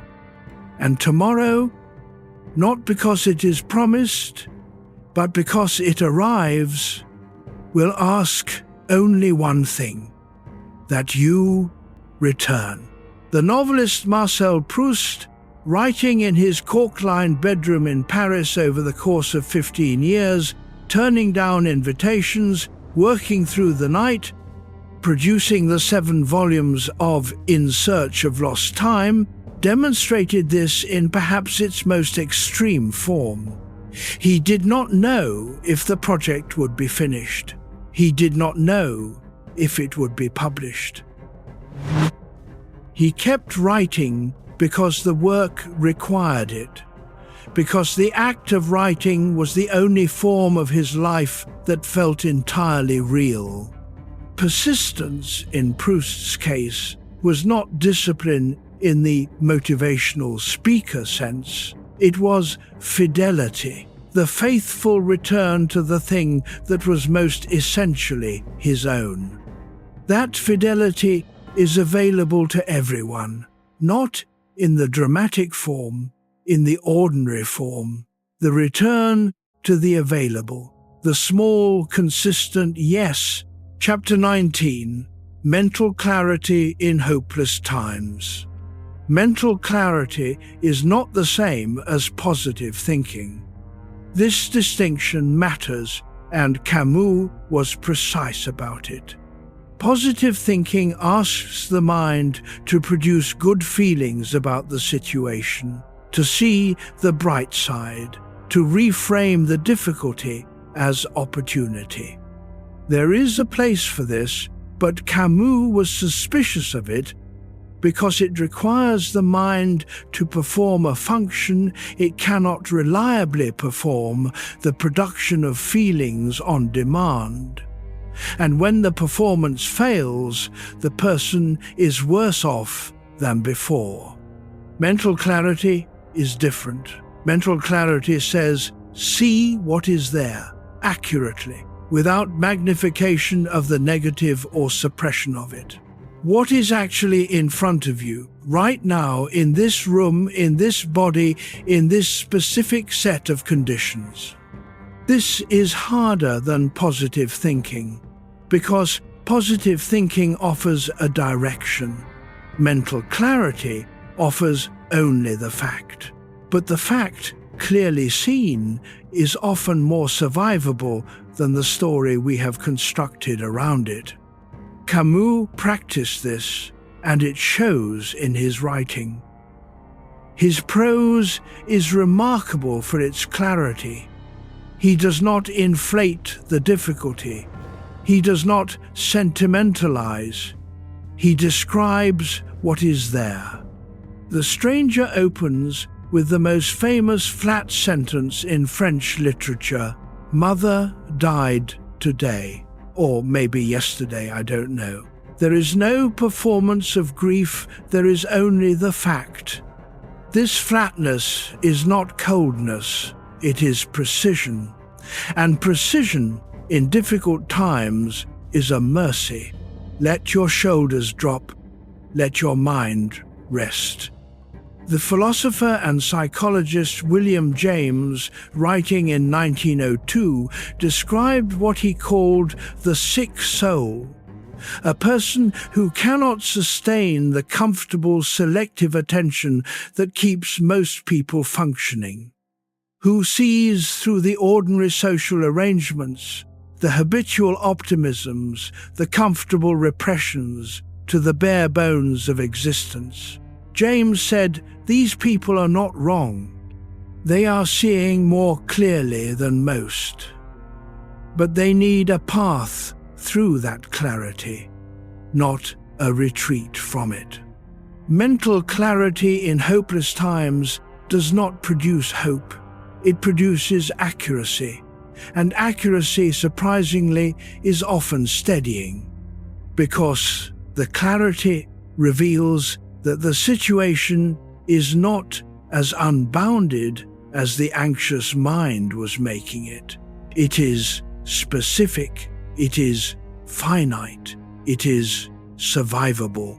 Seneca wrote, in a letter to his friend Lucilius, a line that has been paraphrased many times: we suffer more often in imagination than in reality. The actual difficult thing is usually smaller than the imagined difficult thing, because the imagined difficult thing is unlimited. It extends to the future, which is also unlimited. The actual difficult thing is here, in this room, in this moment, and it has a specific weight. The philosopher Edmund Husserl, who developed phenomenology in the early 20th century in Göttingen, spent his life asking what consciousness actually encounters when it encounters the world. Not what it projects onto the world, not what it assumes is there, but what is actually given. The return to the things themselves, he called it. Mental clarity in hopeless times is a version of this return, not to the story of the hopeless time, not to the catastrophized version, to the actual thing in front of you right now, which has a specific and finite shape. In that shape, most of the time, there is something to work with, something manageable, something that can be met. The darkness does not have to be infinite. It just has to be this room, this night, this breath, and that is manageable. The psychologist Elaine Aron, who developed the concept of the highly sensitive person, the roughly 20% of the population with a nervous system that processes experience more deeply and more intensely than most, found that this sensitivity, which is often experienced as a liability in difficult times, is also the source of a particular clarity. The highly sensitive person sees more, feels more, is more acutely aware of what is actually in the room. Mental clarity in hopeless times is available specifically to the person who has not yet learned to dull that perception, who still sees what is there, who has not yet installed the filters that make life more comfortable and less real. Camus was, by any description, a highly sensitive person in the Aron sense. He felt the world acutely, the beauty of it and the brutality of it both. And his philosophy was, in part, a way of honoring that acuity, of refusing to smooth it away in the name of comfort. Let that sensitivity be what it is tonight. Let the darkness be the specific darkness it is. Not infinite, not unbounded. This darkness, in this room, in this body, and in that specificity, something manageable. Chapter 20. Camus on daily courage. Albert Camus did not use the word courage very often. He was suspicious of it, the way he was suspicious of any large word that might become a performance. but his philosophy is, at its heart, a description of what courage actually looks like when you remove the performance from it. It does not look like the warrior on the battlefield. It does not look like the dramatic gesture or the public declaration. It looks like the tuberculosis patient who picks up the pen at 5 in the morning because the morning is the only time he has before the coughing begins. It looks like the journalist who, in 1944, in an occupied city, prints the underground newspaper Combat on a press that could get him killed. It looks like a mother in a 2-room apartment in Belcourt who sits in her silence and does not require it to be different from what it is. Daily courage, in Camus' understanding, is the courage required to show up again for a life that has not guaranteed you anything. To bring your full self to what is available without requiring what is available to be adequate compensation for the full self you bring. This is not resignation. Resignation would say, "This is insufficient and I accept it." Daily courage says, "This is what there is, and I will be entirely here for it." Let your body sink into rest. Nothing is required of you now. The psychologist Mihaly Csikszentmihalyi, who studied what he called flow, the state of complete absorption in a meaningful activity, found that the people who reported the highest levels of well-being were not those who had the easiest lives or the most comfortable circumstances. They were people who had found a way to be fully engaged in what was in front of them, regardless of what that was. A surgeon, a welder, a chess player, a farmer, full engagement with the available task. Flow, Csikszentmihalyi argued, requires a match between the challenge and the skill. Too easy, and there is no engagement. Too hard, and there is only anxiety. The sweet spot is where the challenge is real but manageable, and the skill is sufficient but stretched. Camus' daily courage operates in this territory. Not the challenge of the impossible, the challenge of the real. The day, with its specific requirements and limitations and possibilities, met by a person who has decided to be adequate to it. The poet Rilke, in a letter written from Paris in 1903, told the young Franz Capus that the most important thing is to be patient toward all that is unsolved in the heart and to try to love the questions themselves, not to seek answers, not to push for resolution, to love the questions, which requires a daily renewal of the willingness to live without resolution. This is a description of daily courage.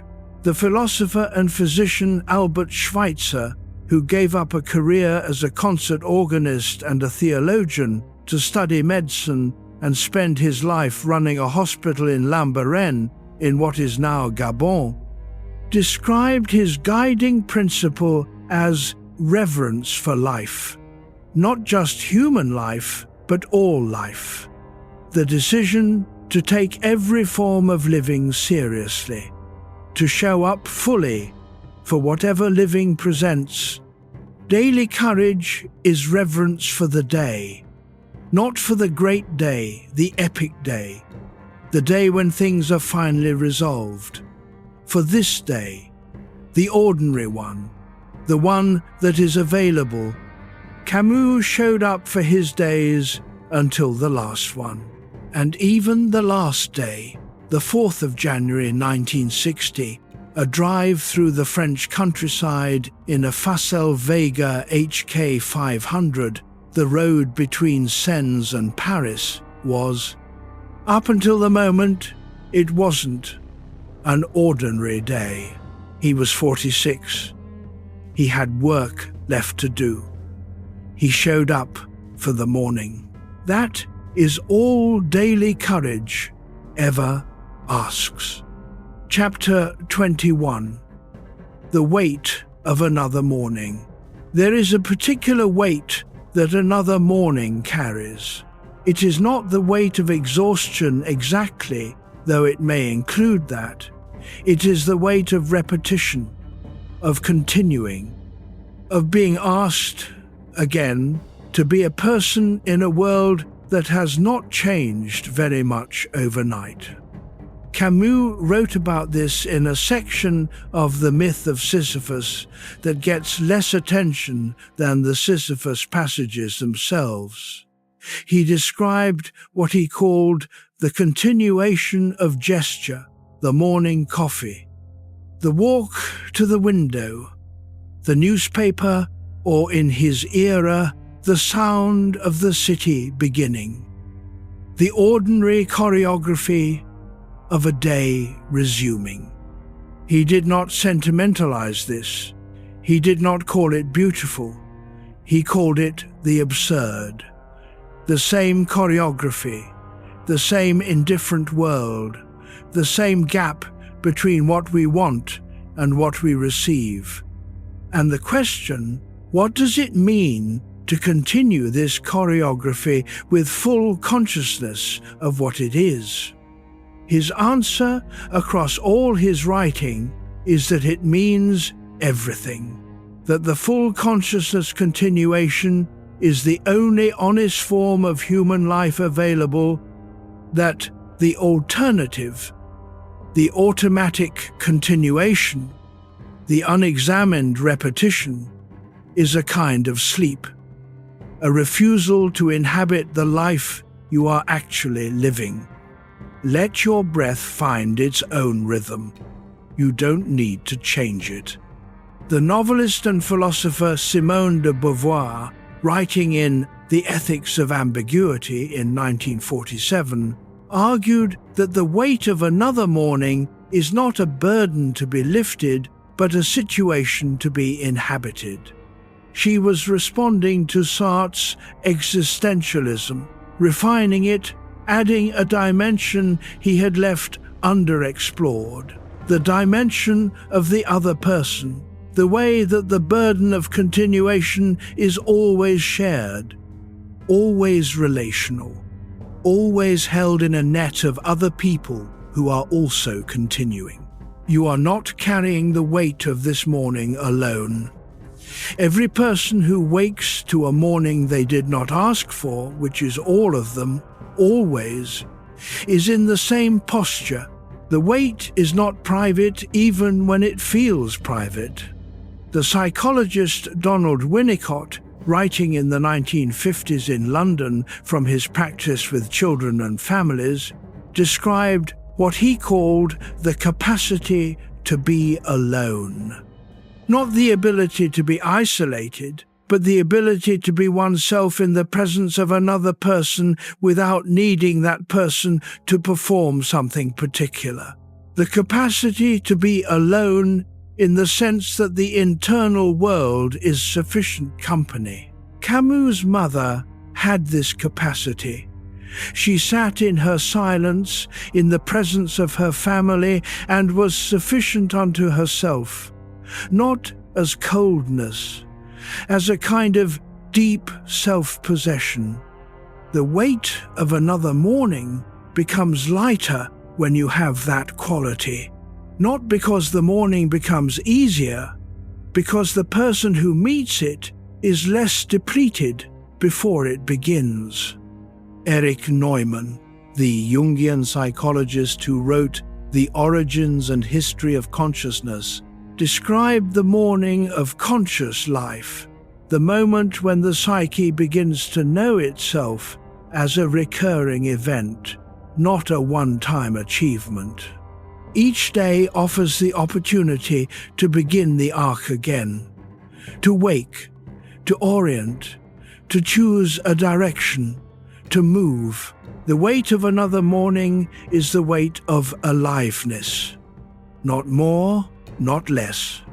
It is the specific and irreplaceable sensation of being a person who is still here, still required to show up, still capable of showing up. And in that requirement, heavy as it sometimes is, there is something that cannot be taken. The morning arrives. It always does. And you are still here to meet it. That is not a small thing. That is everything. Chapter 22, Revolt as Inner Freedom. Now I want to come back to something I mentioned early in the night. There are two kinds of defiance in Camus' philosophy. I named the first hours ago. The refusal to look away, the willingness to see the condition clearly and remain inside it. The second kind is different, and it is more difficult. The first kind of defiance is a posture toward the world. Eyes open, no illusions, stay. The second kind of defiance is a posture toward the self. It is what Camus called revolt, and revolt is interior. It is the refusal to allow what the world does to you to determine what you become. This is the distinction that The Rebel, published in 1951, was built around. The rebel, in Camus' vocabulary, is not primarily a political actor. The rebel is a person who has said, "I will not let the conditions of my life become my identity. I will not be defined by what has been done to me, or what I have failed at, or what I have lost, or what the universe has withheld. I am something that cannot be fully determined by any of these things." Revolt as inner freedom is the refusal of the last reduction, the last move that would make you simply the sum of your circumstances. This is harder than it sounds, because the circumstances are real, the failures are real, the losses are real, the indifference of the universe is real, and it would be easier in many ways to let them be the definition. But revolt says, no, not this. The circumstances are part of me. They are not all of me. There is something that watches the circumstances that is not reducible to them. Let your jaw soften. Let the room hold you. The Stoic philosopher Epictetus, who was born enslaved, who was beaten, who was freed, who built one of the great philosophical schools of the ancient world from a small room in Nicopolis, embodied this. He had been given every reason to let his circumstances become his identity. He declined. Not from bitterness or defiance in the loud sense, from a philosophical precision. What happens to the body is not what happens to the soul. The body can be enslaved. The mind that watches cannot. This is not a comfortable philosophy for everyone. It can be used badly to dismiss the very real material conditions that shape human lives. Camus would not have accepted that misuse. He understood that poverty is not a philosophical problem to be solved by mental attitudes. He lived it. He knew what the 2 rooms in Belcourt actually were. But what he also knew was this: within whatever conditions you have been given, there is always something that those conditions cannot fully reach. The watcher, the chooser, the part that decides how to relate to what is happening.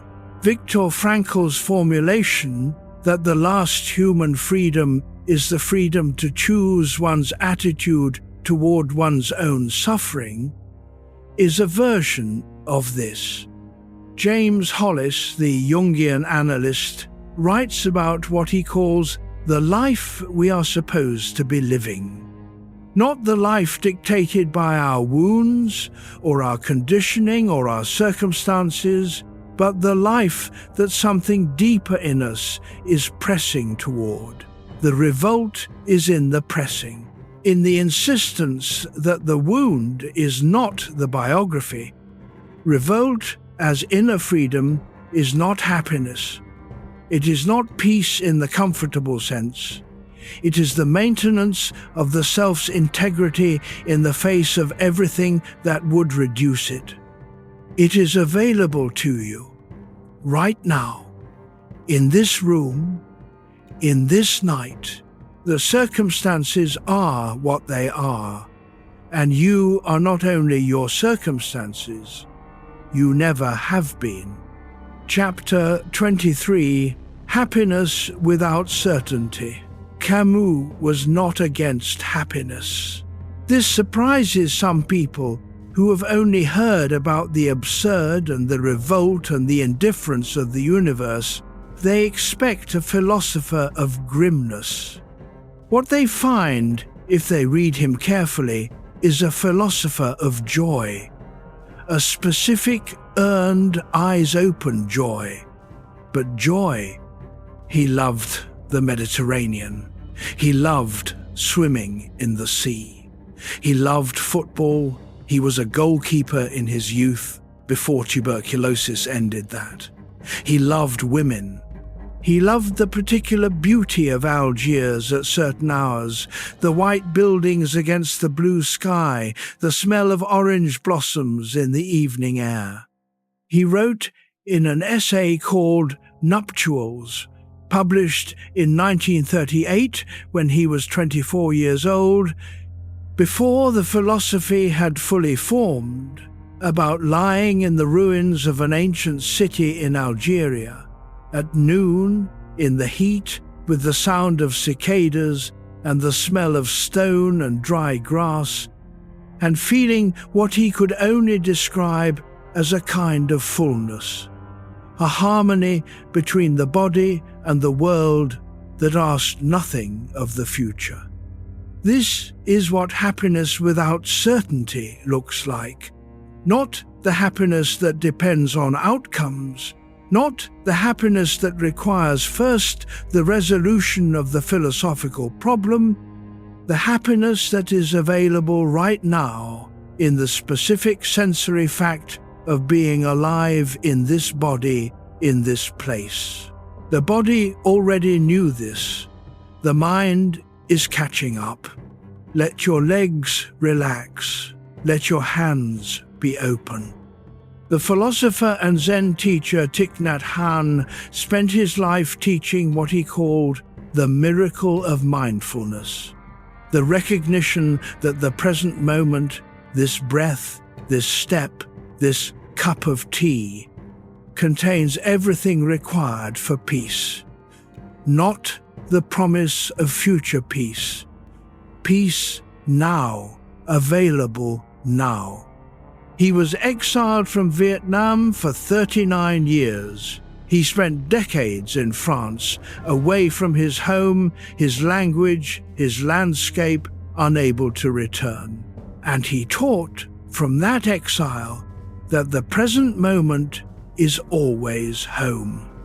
Camus would not have used Thich Nhat Hanh's framework. He was too Western, too secular, too insistent on the absurd, but he would have recognized the quality, the capacity to find what is sufficient in what is actually here, rather than what is hoped for or promised. Happiness without certainty is happiness that does not require the future to perform. The psychologist Mihaly Csikszentmihalyi found in his research on flow that the moments people describe as happiest are not the moments of achievement or relief or ease. They are the moments of full engagement with a meaningful challenge, the surgeon in the middle of a difficult operation, the chess player at a critical position, the writer in the middle of a sentence that is going somewhere. Not the finish line, the middle of the effort, the full absorption in the available moment. Camus, on that beach in Algeria, in that ruin at noon, in that flooded awareness of the sensory world, was in that state, full engagement with the available, not wishing for different conditions, alive in these ones. You are allowed to be happy tonight, in whatever form is available to you. Not the happiness of resolution, not the happiness of achievement, the small, specific happiness of a body that is resting, in a room that is quiet, with a voice that is company. This moment, as it is, contains something worth having. Camus would have said, "That is already more than the universe promised you." He would have said it with a smile. The writer and naturalist Henry David Thoreau, who in 1845 built a small cabin on the shore of Walden Pond near Concord, Massachusetts, and lived there alone for 2 years and 2 months, described in Walden the experience of learning to need less, not as deprivation, as liberation. The morning air, the sound of the lake, the movement of light through the pines. Thoreau found that happiness reduced to its essentials turned out to be more available, not less, than the complicated happiness he had been pursuing in the town. Camus arrived at something similar through a different route, the Mediterranean rather than the Massachusetts woods, the philosophy of the absurd rather than transcendentalism. But both men found that the small and specific and sensory experience of being alive, fully attended to, contains something that the large and promised and future-oriented happiness cannot. This is not the philosophy of contentment with injustice. Camus was never content with injustice. Thoreau was arrested for refusing to pay taxes that supported slavery. Neither man was recommending passivity. They were recommending presence. The specific, available, unrepeatable fact of this morning, this light, this breath, that is where happiness without certainty lives. Not in the future, here. Chapter 24. The Myth Beneath All Struggle. If your mind has wandered in the last hour, come back gently now. We are in the later part of the night, and the ideas are settling from argument into something more like atmosphere. Let them settle. You don't need to follow every word. The parts that are meant for you will find you. There is a myth beneath all struggle. Not a false story, a foundational one. The kind of story that a culture or a person generates to explain why the effort is worth making, why the morning matters, why the boulder gets picked up again. For Sisyphus, in the ancient telling, the myth was punishment. The gods had decided, and the sentence was served forever. Camus rewrote the myth, not to make it comfortable, but to make it honest. His Sisyphus is not serving a sentence. His Sisyphus is doing the only thing available to any conscious being, engaging with the conditions he has been given. The boulder is not a punishment. The hill is not a punishment. They are the condition. And the condition, fully inhabited, is not a prison. It is a life. Every person who has ever struggled for a long time develops a myth of that struggle, a story that explains why it is happening and what it means. The myth shapes the experience as much as the experience itself does. The struggling artist who believes she is paying dues before the recognition arrives. The athlete who believes the training builds something in the body that will matter later. The parent who believes the exhausting years of early childhood are an investment in a relationship that will last a lifetime. The old man who believes the suffering he endured in his youth built a character that enabled everything that came after. These myths may or may not be true. That is not the point. The point is that the myth is doing work. It is organizing the effort around a meaning. And the meaning, even if constructed, even if uncertain, is what makes the effort possible. Let your shoulders be soft. Nothing required now. Camus' contribution is to propose a myth that does not require the myth to be confirmed. The myth of Sisyphus does not depend on the boulder reaching the top. It does not depend on the gods eventually relenting. It does not depend on a resolution that may never come. The myth is simply this: the effort, fully and consciously made, is its own dignity. The person pushing the boulder is, in the act of pushing, most completely themselves. This is what Camus meant when he said one must imagine Sisyphus happy, not that the circumstances produce happiness. That the relation to the circumstances, the choosing of them, the inhabiting of them, the refusal to be destroyed by them, produces something that can coexist with happiness, a fullness, an integrity, a being at home in one's own effort.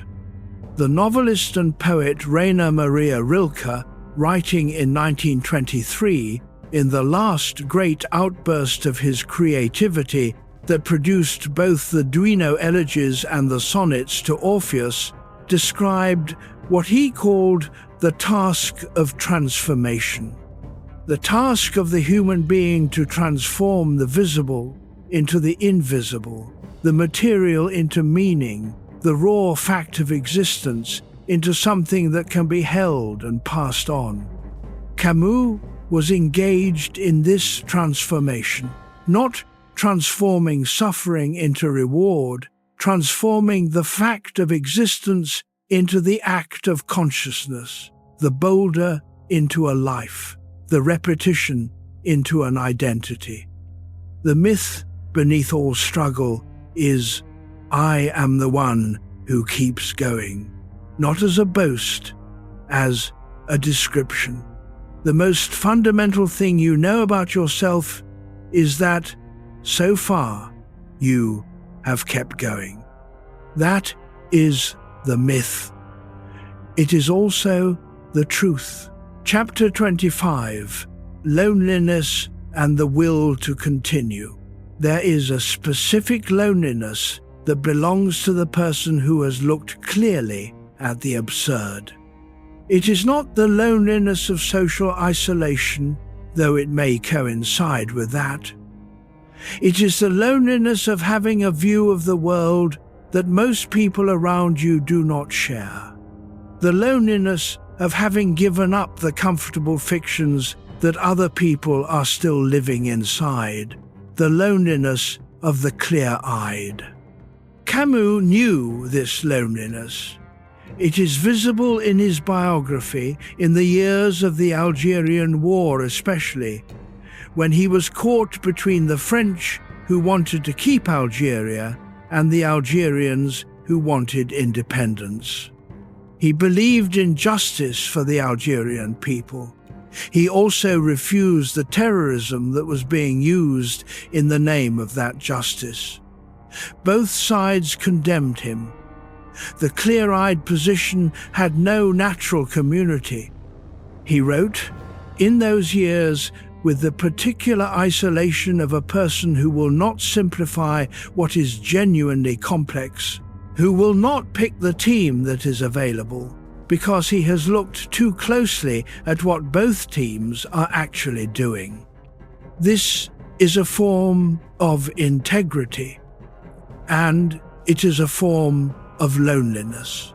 The existential psychiatrist Irvin Yalom, who spent decades sitting with patients facing death and profound isolation, wrote in Staring at the Sun about the ultimate loneliness, the fact that no matter how close we are to another person, there is always an unbridgeable distance.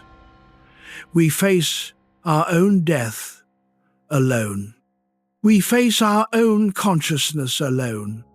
The most loving relationship in the world cannot reach all the way in. Yalom's response to this was not despair. It was a kind of reverence for the relational attempts anyway. The reaching, the touching, the partial bridge, the imperfect but real connection. These are not diminished by the unbridgeable distance. They are made more precious by it. Let your breath be natural. Notice the silence. The will to continue in the face of loneliness is not the same as the will to connect, though it may produce connection eventually. The will to continue is prior to all of that. It is the basic decision to remain in relation to the fact of being alive. Camus, in Return to Tipasa, an essay published in 1954, the same year, the Nobel Prize Committee was beginning to discuss him seriously, wrote about returning to the ruins of the ancient city in Algeria where he had felt, as a young man, the sense of harmony with the world. He returned older, having endured the war years, the political isolation, the tuberculosis recurring, the enormous difficulty of the public intellectual life he had never entirely asked for.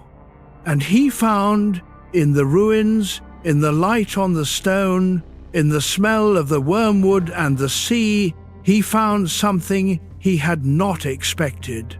It was still there. The thing he had felt at 24 was still available at 40. The world had not consumed it. The difficulty had not consumed it. He wrote, and this is the second of the two verified direct quotes I want to offer tonight. In the midst of winter, I found there was within me an invincible summer. The invincible summer. Not the promised summer, not the guaranteed summer, the discovered summer. The one that was already there, beneath the difficulty, beneath the loneliness, beneath the weight of the clear-eyed view. The will to continue is fed by that summer, by the discovery, at unexpected moments, that something underneath the difficulty has not been touched by the difficulty. It is waiting for you, too, in the quiet, in the rest. The Invincible Summer. Chapter 26. What survives after meaning breaks. I mentioned early in the night a letter that Camus wrote in 1956. A personal letter not intended for publication. Here is what happened. Camus was at a difficult point in the mid-1950s. The rebel had been savagely attacked by Sartre and his circle. The Algerian war had created a political impossibility for him, condemned by both sides. His health was precarious. He was struggling with the novel that would become The Fall. He wrote a letter to a close friend, the details of whom are preserved in the archives, but who preferred to remain unnamed. And in that letter, he wrote something that sounds simple and is not simple at all. He wrote, in effect, that the only honest form of happiness he had found was not the large happiness of achievement or recognition or love, though he valued all of these. It was something quieter. The daily return to the work, the pen on the page, the sentence that had not yet been written, waiting to be written, the small, specific, repeatable act of making something where there had been nothing. He wrote that this was the only happiness he could entirely trust. Not because it was guaranteed, because it was entirely his own. No one could give it to him, and no one could take it away. This is what survives after meaning breaks. When the large meaning, the career meaning, the relationship meaning, the ideological meaning fails or fades or is taken away, something smaller is still there. The act. The small, specific act. The page, the bench, the kitchen, the garden, the morning walk. The unremarkable thing that is entirely yours and that requires only your presence and your willingness. Let your body be completely at rest. The philosopher and theologian Paul Tillich, writing in The Courage to Be in 1952, described what he called non-being, the constant threat of meaninglessness and emptiness that every conscious being faces. And he described the courage to affirm one's own being in the face of non-being, not a philosophical argument, an act, the daily decision to be here, to be oneself, to act from one's deepest nature despite the threat. Camus would have disagreed with Tillich's theological grounding, but he would have recognized the gesture, the courage that produces not certainty, but presence. The willingness to be here, doing this thing, in this moment, regardless of what the large meaning is or is not. The novelist and professor Marilynne Robinson, writing in Gilead, published in 2004, a novel in the form of a letter from a dying pastor to his young son, described a quality of attention that makes every ordinary moment sacred, not because of any religious overlay, but because of the fullness of the attention itself. The light on the kitchen table, the smell of bread, the face of the child.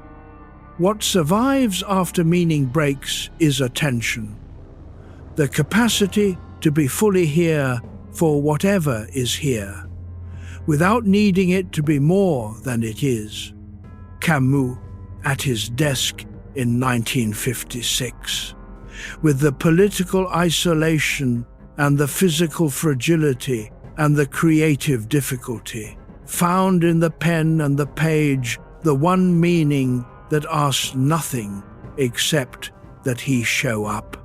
Whatever your equivalent is, the specific, small act that is entirely yours, that survives, it is still available, even in the broken places, especially in the broken places. The act is still there, waiting. The composer Ludwig van Beethoven, who began losing his hearing in his late 20s and was almost entirely deaf by the time he composed the Ninth Symphony in 1824, could not hear the premiere performance. He stood at the podium conducting from memory. The audience gave a standing ovation. He could not hear it. A soloist turned him to face the audience so he could see the applause. He kept composing anyway. The deafness was the condition. The music was the act. What survived after the meaning of his hearing broke was the act of making music in the silence of his own skull. Camus could not have known, at 46, writing in his Paris study, that he had 9 months left. He was working on the first man because the act of writing demanded it, not because the book was guaranteed a place in literary history, because the pen was on the page, and the sentence was not yet finished. Whatever in you is not yet finished, it is still worth finishing. The act survives. The act is always what survives. Chapter 27. The Rebel Who Does Not Quit. Let us be specific about who the rebel is in Camus' final understanding of the word. He is not the revolutionary. The revolutionary, in Camus' analysis, which infuriated many of his contemporaries on the French left, destroys what exists in order to install a new system that will resolve the human problem once and for all. The revolutionary requires a promise about the future. He requires the conviction that the suffering of the present is justified by the perfection of the coming state. Camus did not believe in that coming state. He had watched what happened in the Soviet Union. He had watched what was happening in Algeria. He had seen what revolutions that required absolute conviction produced. More violence, more suppression, more human reduction in the name of a future that kept receding. The rebel is different. The rebel does not require a promise. The rebel says, I cannot accept this, and I will act against it. Not because I know what comes next, not because I have a plan for the fully corrected world, but because this here, now, is unacceptable, and I am a person who does not accept it.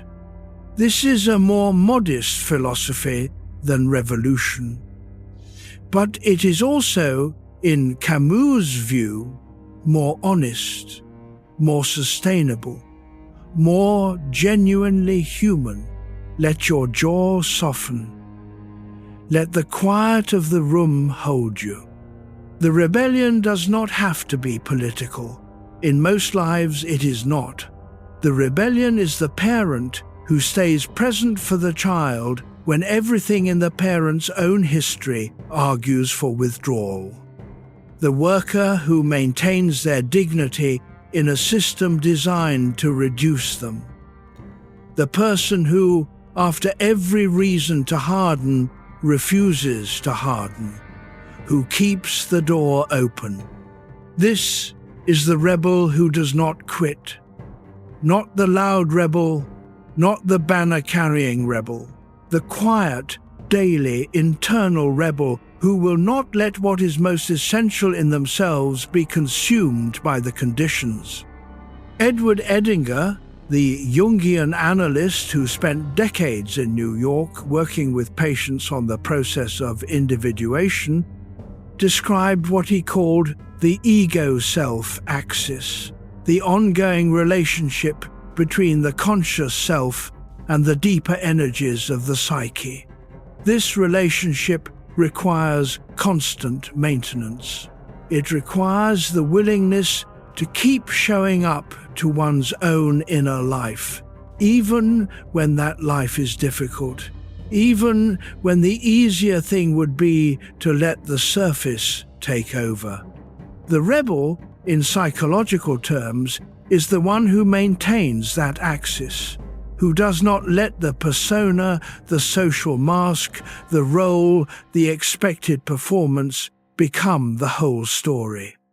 Camus' own life was a sustained example. He did not simplify. He did not join the comfortable coalition. He wrote The Fall in 1956, a novel so self-lacerating that many readers assumed it was a confession at a moment when self-protection would have been much easier. He continued to ask the questions he found most uncomfortable, including the questions about himself. The rebel who does not quit is, at bottom, the person who keeps being honest about their own situation, who does not let exhaustion or convenience or social pressure talk them into a simpler story. That honesty is its own form of courage. It is available in this room, in this quiet, in the continued willingness to be here without requiring it to be easy. The novelist Toni Morrison, writing in her office in New York over decades of sustained and difficult work, described the act of writing as an act of resistance, not against any particular enemy, but against the tendency of experience to remain unexpressed, against the silence that would swallow what had happened, what had been felt, what had been understood at great cost. The rebel who does not quit is the one who insists on expression, not necessarily in words. In any act that makes the inner life visible, that refuses to let what is most real in a person remain invisible. The psychologist Abraham Maslow, writing in the late 1960s about what he called self-actualization, the highest level in his hierarchy of human needs, described the self-actualized person not as the one who had arrived at comfort, but as the one who was most completely themselves, who had resisted the flattening, who had refused the reduction of self to function or role. The rebel who does not quit is Maslow's self-actualizing person less tidily, not climbing a hierarchy, simply insisting in the middle of whatever is difficult on remaining fully themselves. That insistence is available tonight. It requires nothing except the quiet continuation of being exactly who you are. Exactly that. Nothing more. Chapter 28, Endurance Without Fantasy. There is a particular form of endurance that Camus was not endorsing.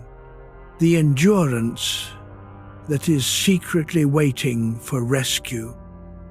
The endurance that says, I will hold on until the situation changes, until circumstances improve, until the person who was supposed to arrive arrives, until the universe relents. This endurance is actually hope in disguise. The philosophical hope he distrusted, the endurance that has a promise buried in it. And when the promise is not kept, when the circumstances do not change, when the rescue does not come, this endurance collapses. The person who has been holding on to something finds themselves holding nothing. Camus proposed a different form, endurance without fantasy, the form that does not depend on a rescue, that does not hold on to the promise of a different future. That says, this is the condition. I am here in it. I will remain here in it. Not because it will improve, because I am the kind of person who remains. This is harder. There is nothing comfortable in it. It offers no consolation except the one genuine consolation available, the integrity of the person who chose it. Feel the weight of your body, the surface beneath you, the breath moving. The novelist Henry Miller, writing in Tropic of Cancer in 1934, from his years of poverty in Paris, living in friends' apartments, often hungry, working on a book that no conventional publisher would touch, described a state of what he called perpetual becoming. He had no money, no career, no certainty of any kind. He had a manuscript and a refusal to stop writing. The endurance was not waiting for rescue, it was the simple, daily return to the typewriter. This is endurance without fantasy. Not, I am enduring until things get better. I am enduring because endurance is the form my life is taking right now, and that is what is available. The Stoic Emperor Marcus Aurelius, writing in his journal on the Danube, described his morning practice as the preparation for difficulty, not the hope that difficulty would be avoided. The preparation for its certain arrival. He would go through in his mind the likely obstacles of the day, the ingratitude of colleagues, the intractability of circumstances, the smallness of his own responses, and he would prepare to meet them without surprise. Not with resignation, with readiness. Readiness is endurance without fantasy. It does not require the fantasy that today will be different from yesterday. It requires only the willingness to be here for what today actually is. The psychologist Peter Levine, who spent decades working with trauma in the body and developing what he called somatic experiencing, found that the body's natural response to overwhelming experience, the freeze, the shock, the dissociation, can be gently resolved not through talking, but through the slow, gentle return to the body's present moment experience, not the story of what happened, the feeling of the ground beneath the feet, the breath in the lungs, the temperature of the air on the skin. Endurance without fantasy is something like this. Not the story of why you are enduring or what the endurance is for. The simple fact of the body that is still here, the breath that is still moving, the ground that is still solid. Endurance without fantasy is something like this. Not the story of what happened, the feeling of the ground beneath the feet, the breath in the lungs, the temperature of the air on the skin. That is enough to stand on, and from standing, everything else becomes possible. The ancient Roman poet Virgil, writing in the Aeneid, the great epic of a man who survived the fall of Troy and spent 10 years finding a new home, gave his hero Aeneas a line that has resonated for 2,000 years. Standing in the underworld, surrounded by the dead, facing yet another impossible task, Aeneas says in Latin something that translates as, "Perhaps someday it will help to have endured even this." Not, "This is not so bad." Not, "I know it will work out." Perhaps someday it will help to have endured even this. The perhaps is the honest word. Not the promise, the possibility. Camus would have approved of the perhaps. The perhaps does not require a guarantee. It requires only the willingness to remain inside the experience long enough to find out what it teaches. Endurance without fantasy holds the perhaps, keeps it open, does not force it into certainty, does not collapse the perhaps into either hope or despair. Just perhaps, just, I am still here. Let us see what that means. Chapter 29, The Heart Against Nihilism. Nihilism is the position that nothing has meaning, that all values are constructed, all purposes arbitrary, all effort ultimately futile. It is the philosophical position that the universe's silence properly understood, produces not revolt but surrender. If nothing means anything, then there is nothing to fight for, nothing to protect, nothing to prefer. Camus spent his career in argument against nihilism. Not because he had a simple refutation. He didn't. The nihilist is not wrong that meaning is not given from outside. The nihilist is not wrong that the universe is silent. The nihilist is not wrong about the premises. But the nihilist draws a conclusion that Camus rejected, that the absence of given meaning implies the absence of any meaning. And here is where the philosophy of revolt enters as a counter-argument. The absurd in Camus is not nihilism.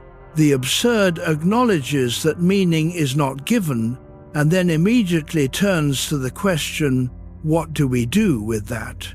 And the answer is not nothing. The answer is, we create. Not create in the grandiloquent sense, create in the daily, ordinary, specific sense. The parent who loves their child, the friend who shows up in difficulty, the worker who does the job with care, the writer who keeps the pen on the page. These are not cosmic acts, they are human acts. But they are real, they are chosen, and they are, in the absence of given meaning, the only meaning available. Let your shoulders be soft. The room is quiet. Friedrich Nietzsche, who is often credited as a forerunner of nihilism, was actually its most passionate opponent. His philosophy is not nihilism, it is the attempt to respond to nihilism. Having announced in The Gay Science in 1882 the death of God, the collapse of the metaphysical framework that had given Western life its meaning, he then spent the rest of his working life asking what comes next. His answer was the Übermensch, the eternal recurrence, amor fati, not nihilism, a response to nihilism. Camus inherited this project. His response was different from Nietzsche's, more political, more relational, less focused on the individual hero, but the direction is the same. Meaning is not given, we make it.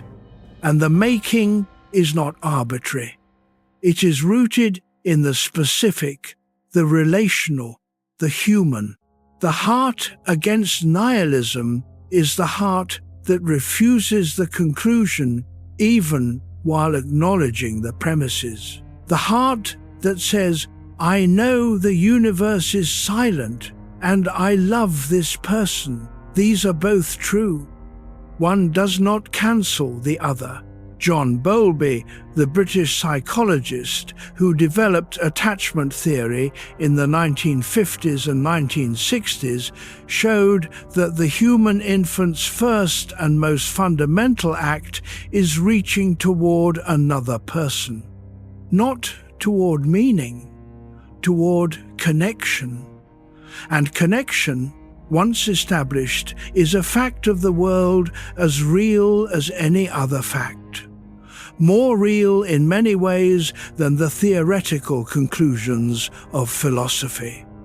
The heart against nihilism is the reaching, the infant reaching toward the face, the adult reaching toward the person they love, the hand extended in the dark.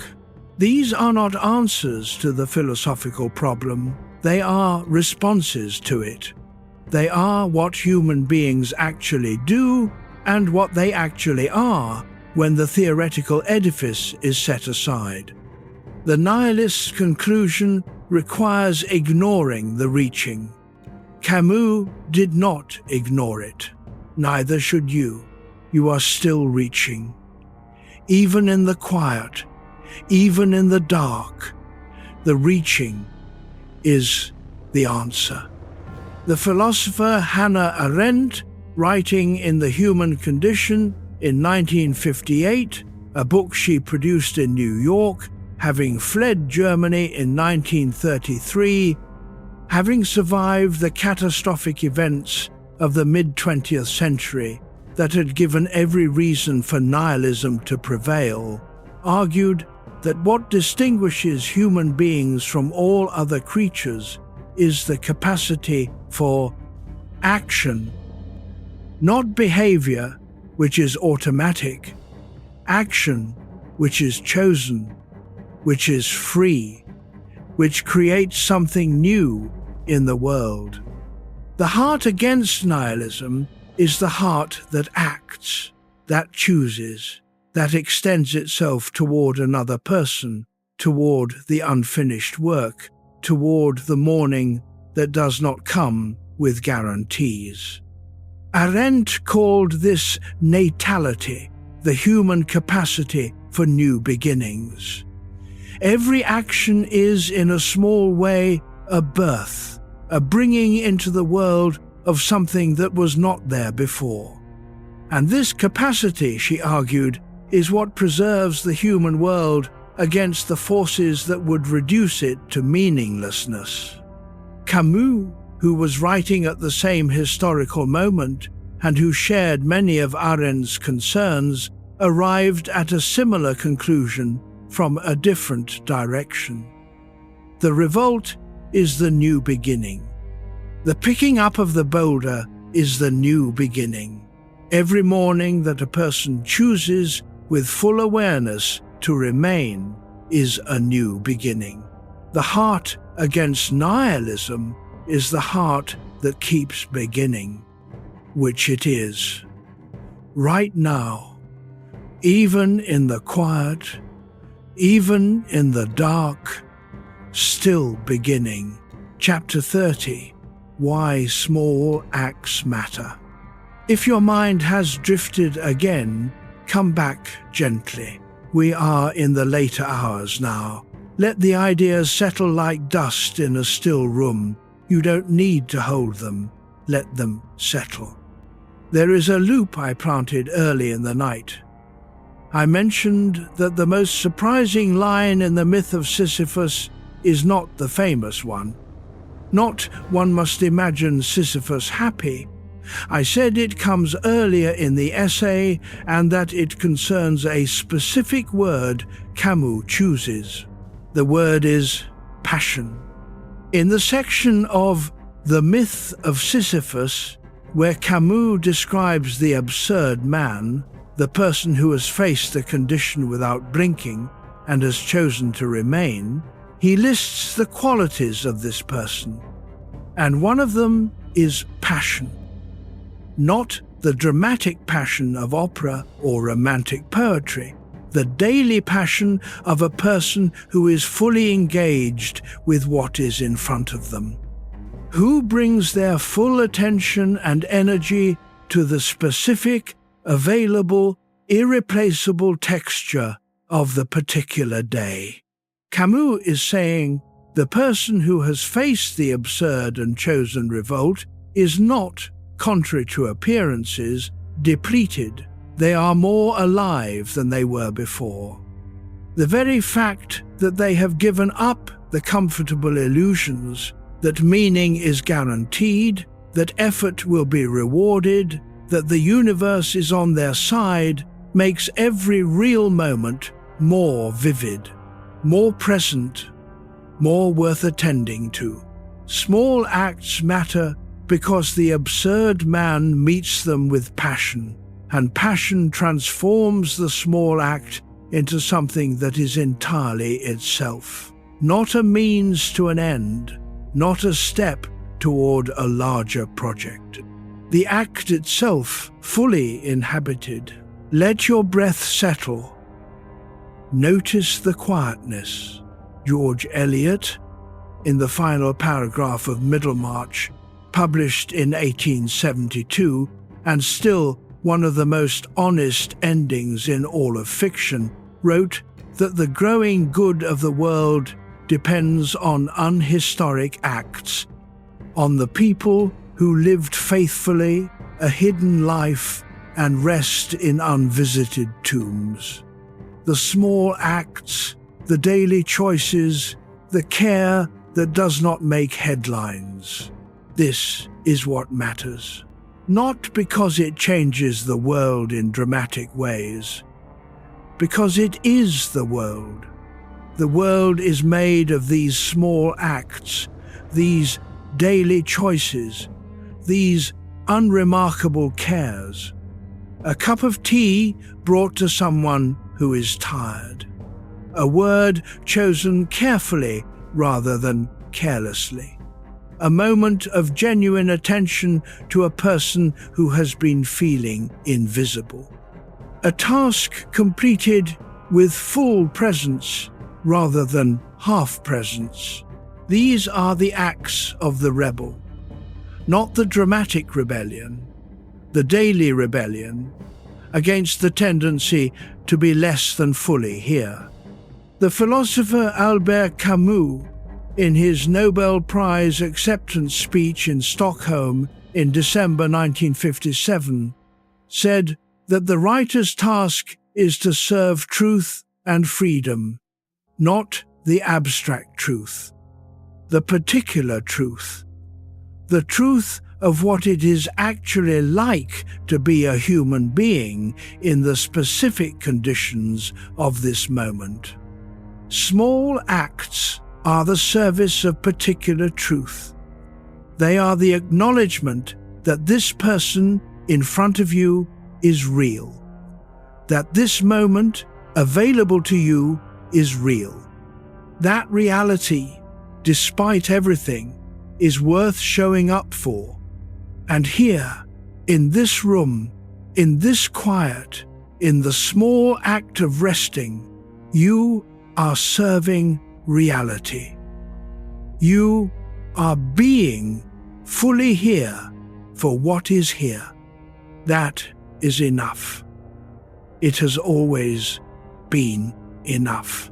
The naturalist John Muir, who spent years walking alone through the Sierra Nevada in the late 19th century, and who founded what would become the modern environmental movement, described the experience of a single afternoon in a sequoia forest as containing more meaning than any argument or doctrine he had encountered. Not because it was dramatic, because it was real.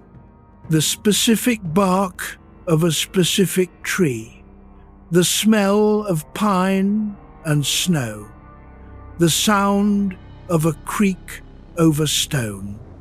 Small acts, small presences, small moments of genuine attention. These are what Muir was defending when he fought to preserve those forests. Not an idea about nature, the specific nature, the particular tree that deserves to continue existing. Camus would have understood this. His love of the Mediterranean was not sentimental. It was precise. The specific angle of light in the late afternoon at Tipasa, the specific smell of the sea on a particular morning in Algiers. These specific things were worth defending, worth attending to, worth preserving in language. The small act matters because the specific always matters more than the general. The theory of suffering matters less than the suffering of this specific person, in this specific room, in this specific night. You are specific. This moment is specific. That specificity is the whole of it. Chapter 31, A Life Lived Without Guarantees. Albert Camus was born in a village called Mondovi in colonial Algeria on the 7th of November 1913. His father, Lucien Camus, was a vineyard worker.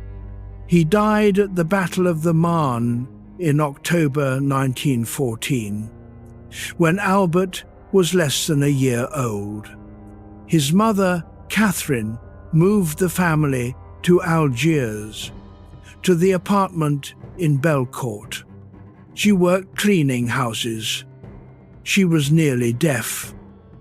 She had very little education. She raised 2 boys in 2 rooms. There were no guarantees. Albert went to school. His teacher, Louis Germain, recognized something in him and helped him obtain a scholarship to secondary school. He studied. He read. He was diagnosed with tuberculosis at 17. He recovered enough to continue. He enrolled in the philosophy program at the University of Algiers. He wrote plays for an amateur theatre company. He married for the first time at 21, a marriage that did not last.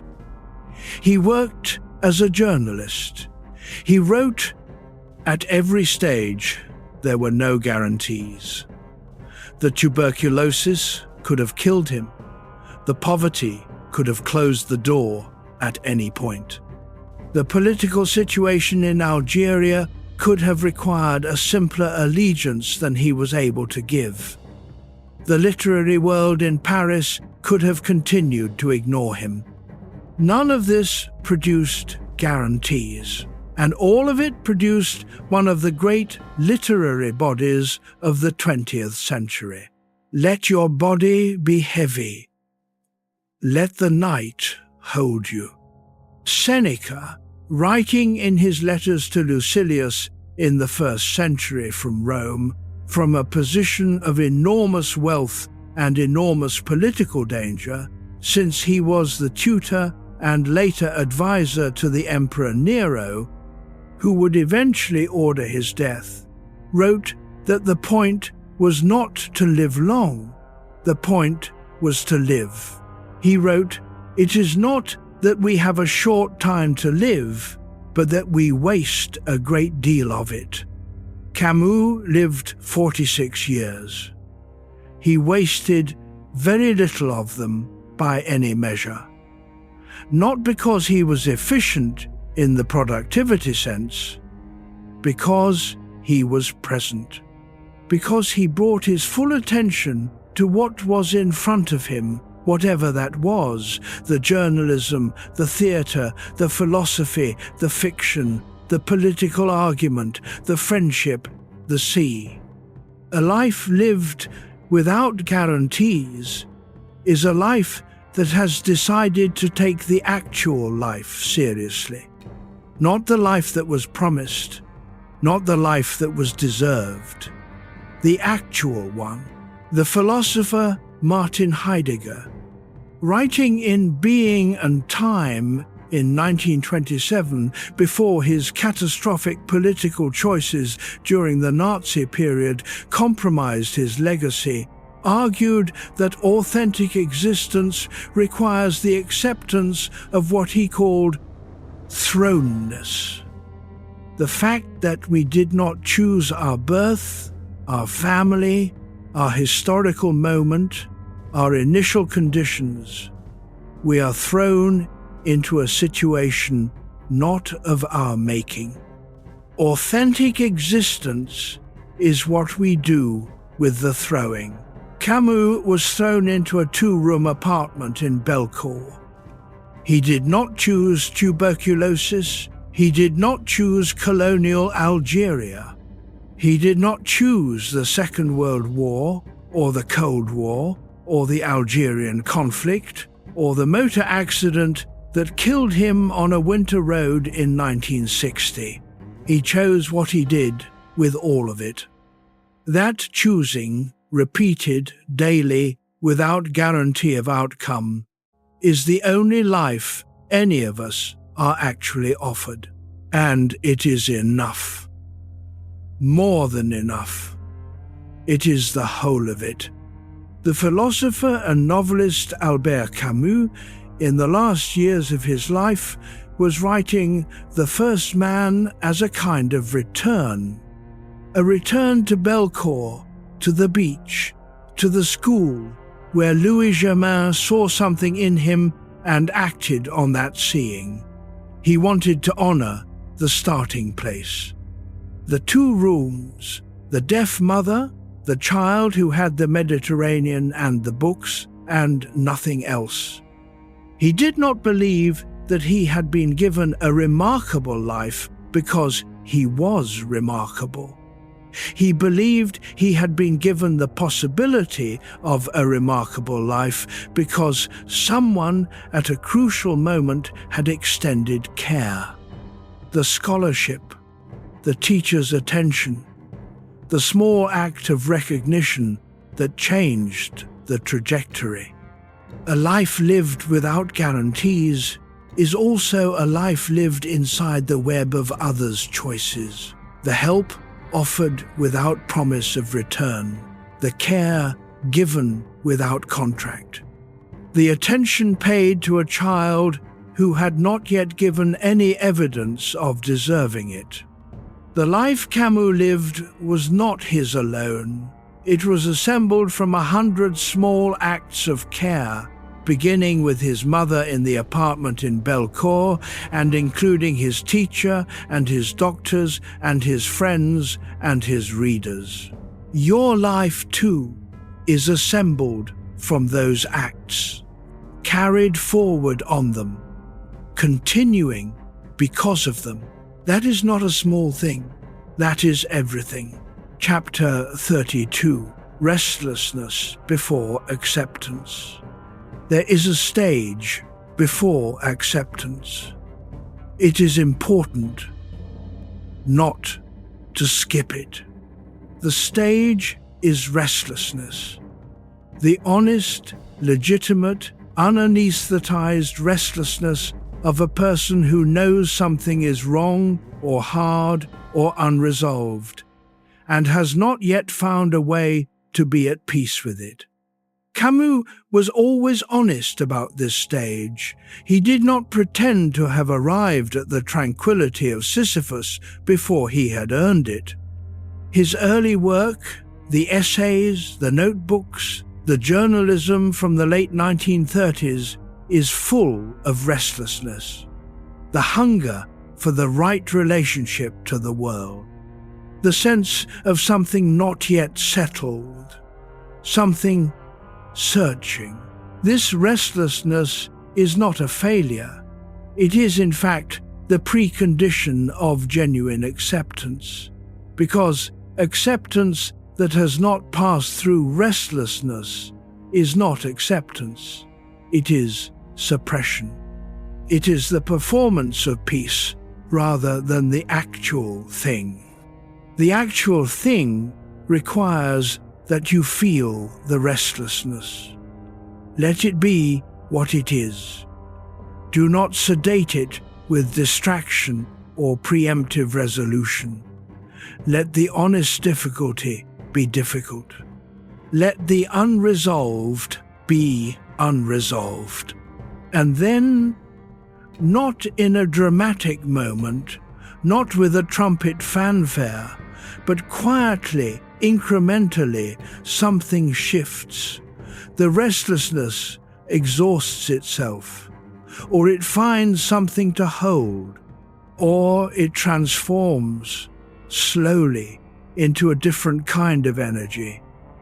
Not peace exactly, but a settled disquiet, a capacity to be here with the thing that is not quite right.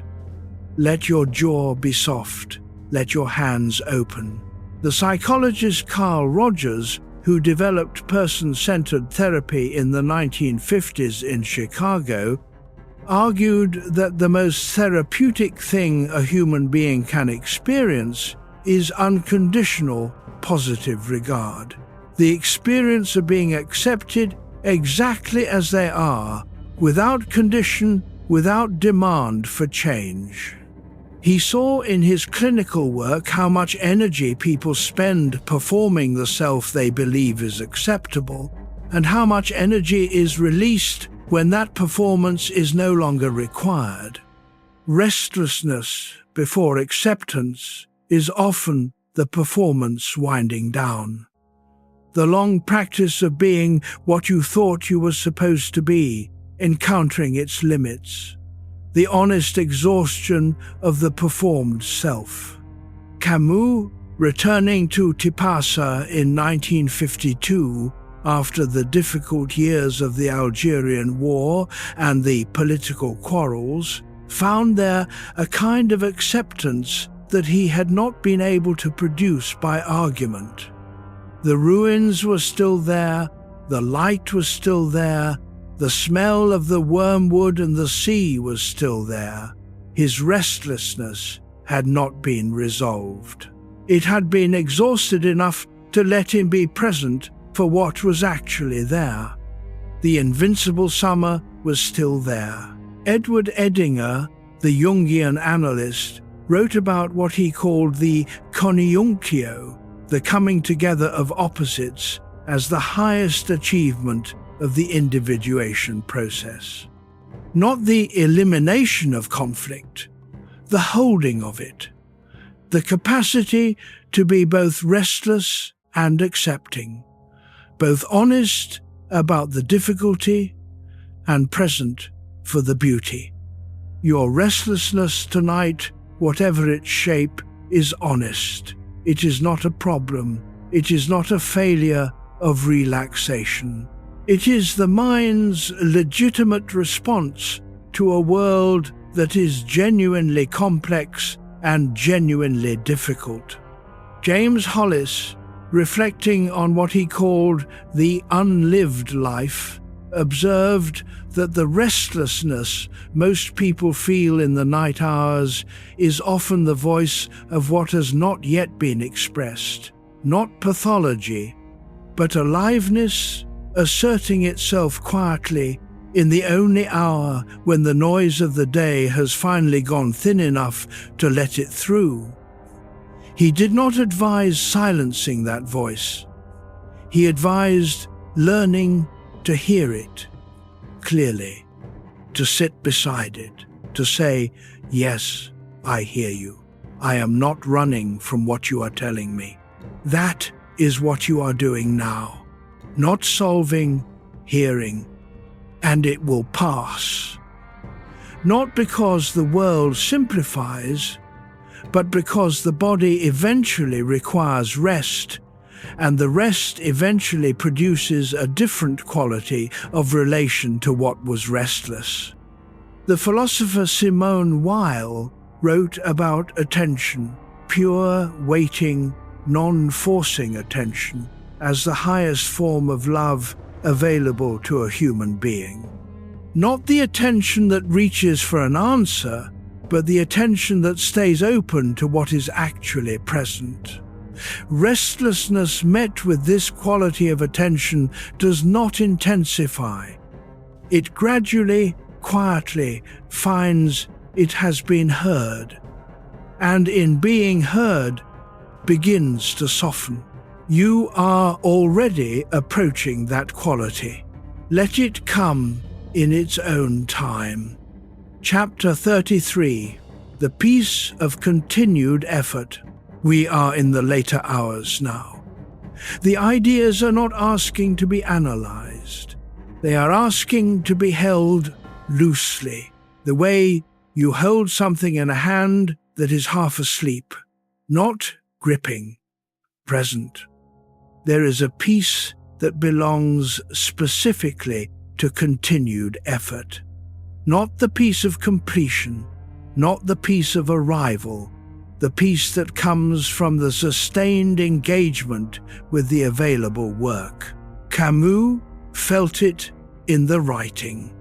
The specific quality of attention when a sentence was going somewhere, when the words were finding their arrangement, when something that had been formless was taking shape, was not exactly happiness.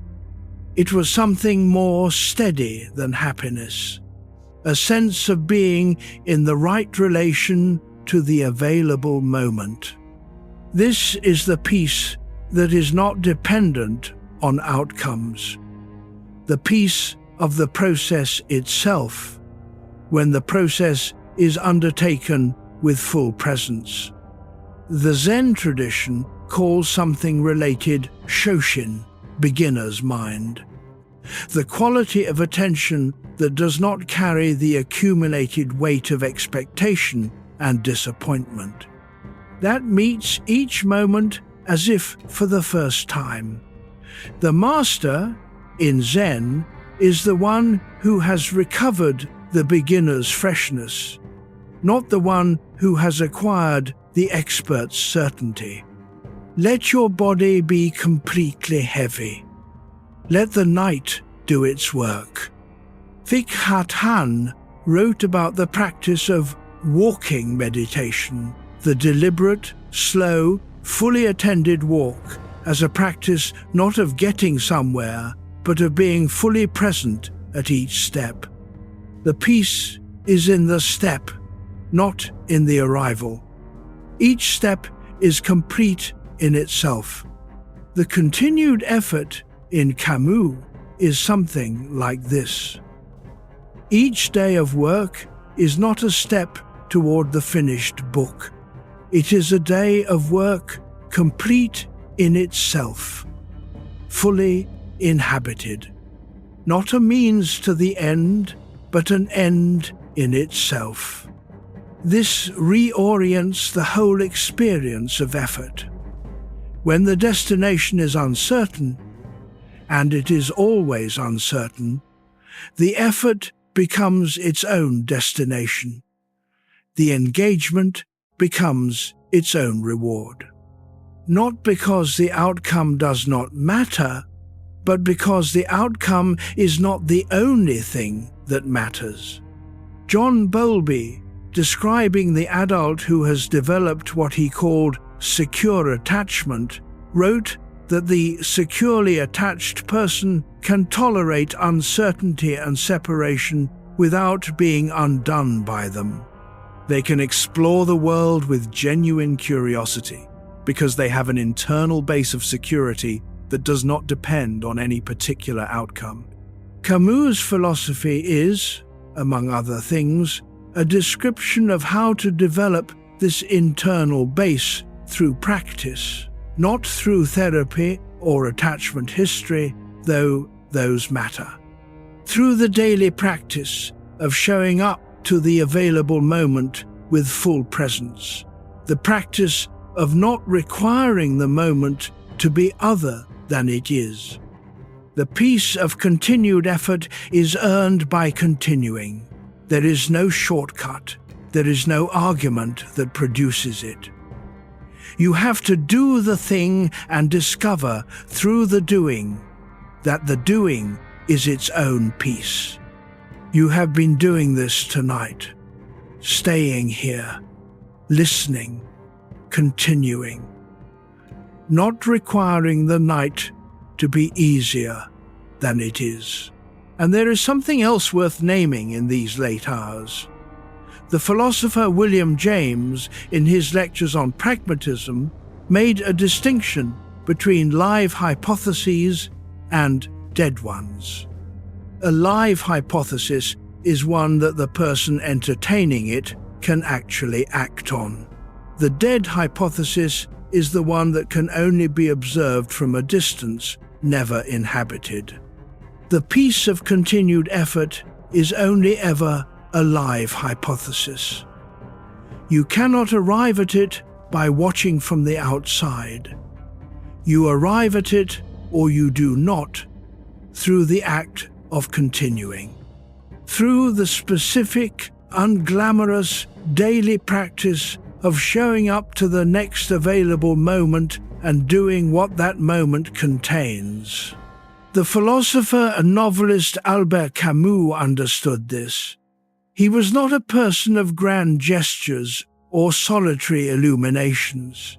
He was a person of daily work, the notebooks, the drafts, the early morning hours at the desk, the slow accumulation of sentences, peace found not in breakthrough, but in continuation. Let your shoulders settle. Let the weight of the day be completely gone. That is already the practice. That is already the peace. Chapter 34. One more climb upward. The night is deepening now. The hour has passed when the mind argues. What remains is quieter. Let us return one final time to the hill. Sisyphus is at the bottom. The boulder has arrived there again, as it always does, as it always will. The hill waits. The task is exactly what it was the first time and the 10,000th time. And Camus insists that the face of Sisyphus in this moment is not the face of despair. It is the face of a person who knows exactly where they are and who, from that perfect knowledge, makes the only choice available. He bends, he sets his hands against the boulder, and he begins. One more climb upward. Not because this time the boulder will stay, he knows it will not. Not because the climb will be easier, he knows it will not. Because climbing is what he does. Because climbing, fully and consciously done, is the full expression of who he is. Because in the choice to climb, repeated, informed, undeceived, he is most entirely himself. Let your body settle deeper. Let your breath slow. There is a line in the work of the poet Rainer Maria Rilke that has stayed with me in the course of this night, and I want to offer it here, in the late hour, as a companion to Camus' image. Rilke, writing in the Duino Elegies in 1923, described the human being as the creature who can praise, who can, despite everything, say this. Yes, this. Not yes to the suffering, not yes to the indifference, yes to the specific fact of being here, yes to the hill and the boulder and the continued effort, yes to the invincible summer that was always there beneath the winter. One more climb upward is a yes. Camus' philosophy ends, ultimately, not in argument, but in affirmation. The long, careful dismantling of easy hope, the refusal of the comfortable leap, the insistence on looking clearly, and then, at the bottom of all that, after all the illusions have been set down, yes, the philosopher and Zen scholar D.T. Suzuki, writing in the mid-20th century from his study of Eastern thought, described what he called the great affirmation, the quality of consciousness that, having passed through the great negation, having seen through every comfortable construction, emerges on the other side with a simple and undefended yes to existence. Not the yes of the person who has not yet seen the difficulty, the yes of the person who has.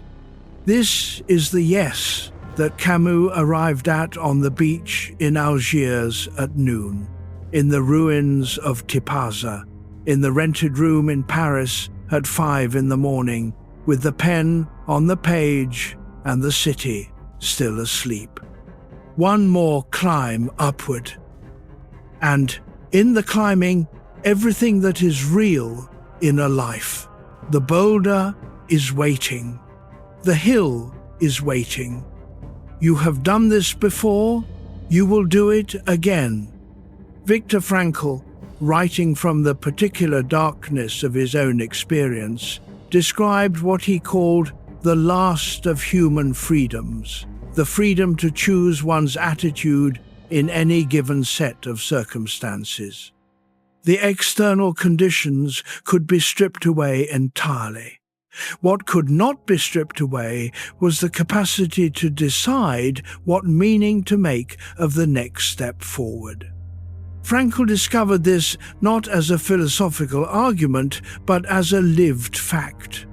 And the discovery did not make the hill smaller, it made the climb worth undertaking.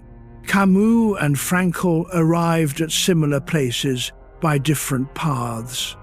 The path through absurdism, the path through the camps. Neither offered comfort. Both offered something more durable. The clear-eyed insistence that the climbing is real, the effort is real, and the reality of the effort cannot be cancelled by the silence of the universe.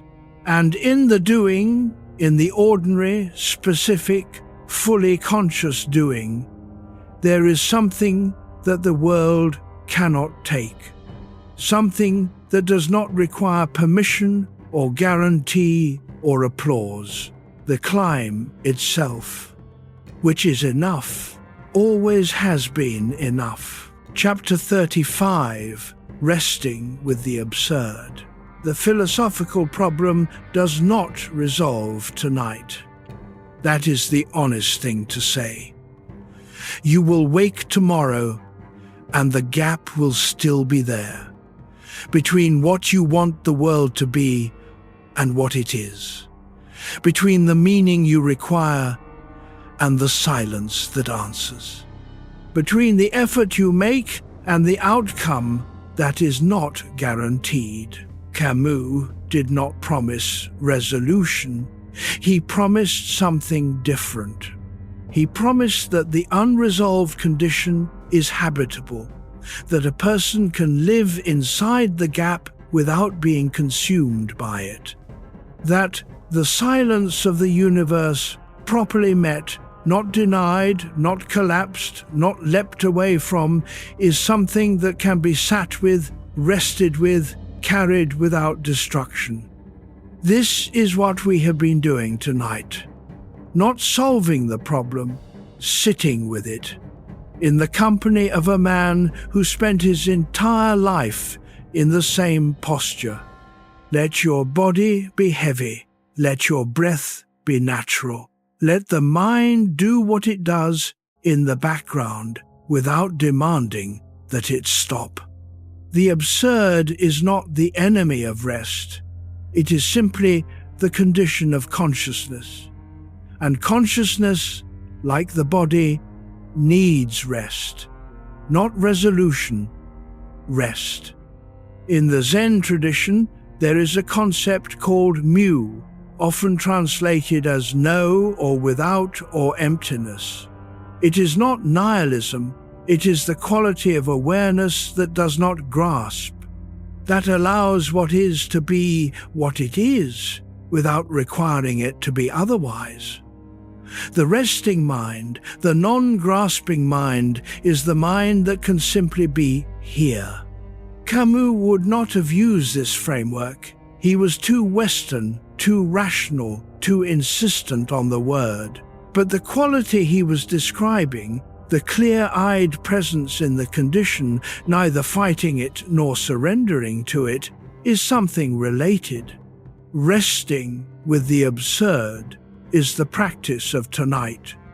The philosophical problem is still there. You are resting anyway. The gap is still there. The body is settling anyway. The silence of the universe is still there. And you, in this room, in this bed, are still alive within it. Let that be enough for tonight. Let your jaw be completely soft. Let your hands be open. Let your eyes stay closed. Marie-Louise von Franz, the Jungian analyst who spent her life in Küsnacht, Switzerland, near the same lake where Jung had worked, wrote about what she called the simple ground, the basic. unadorned fact of being alive, beneath all the constructions and the histories and the ambitions, the simple ground is always there. It is what remains when everything else has been set down for the night. You are resting on that simple ground now. The ideas are settling. The philosophical weight is setting down. What remains is just this: the body, the breath, the quiet room, and the strange privilege, unreasonable, unguaranteed, inexplicably available, of being here. The psychologist and philosopher Erich Fromm once wrote that the capacity to be alone, truly alone with oneself, without distraction, without demand, is the precondition of the capacity to love. Not the loneliness of isolation, but the aloneness of presence. The person who can rest with themselves in the quiet without filling it has discovered a resource that no external circumstance can revoke.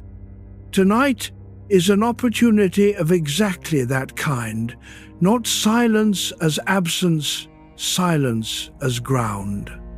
The night not empty but full in the way that only quiet is full, with the actual texture of being alive, unhurried, present, not performing for anyone.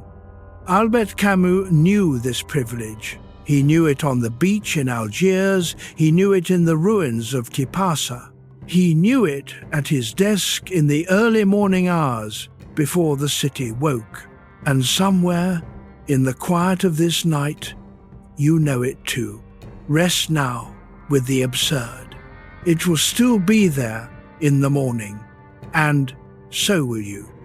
Chapter 36. Sleep after Defiance. The amber light on the water. We began there. A beach in Algiers. A child who had nothing and who felt, despite that, the strange privilege of being here. The warmth on the face, the smell of salt and stone. The world enormous and indifferent and beautiful all at the same moment. We have traveled a long way from that beach tonight, through the absurd and the revolt, through Sisyphus and the boulder, through the silence of the universe and the invincible summer within, through defiance and dignity and the quiet persistence of the soul that refuses, and we return now to the beach. Not because we have resolved anything, because we have come home to the image that carries everything Camus spent his life trying to say.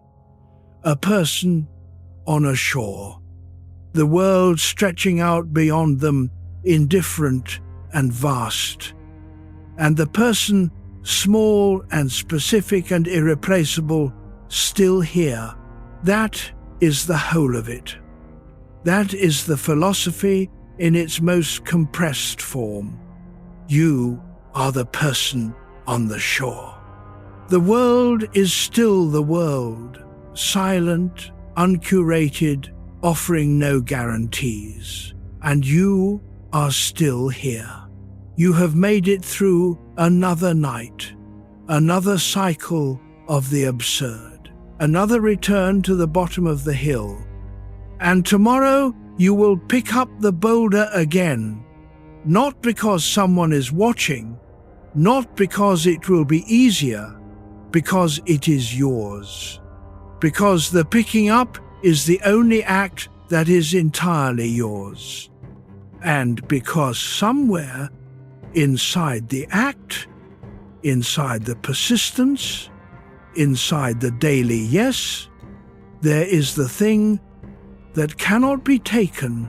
Let your breath slow. Let your body be entirely still. The loops are closed now. The two kinds of defiance. The first is the refusal to look away. The second is the refusal to let the condition become the identity.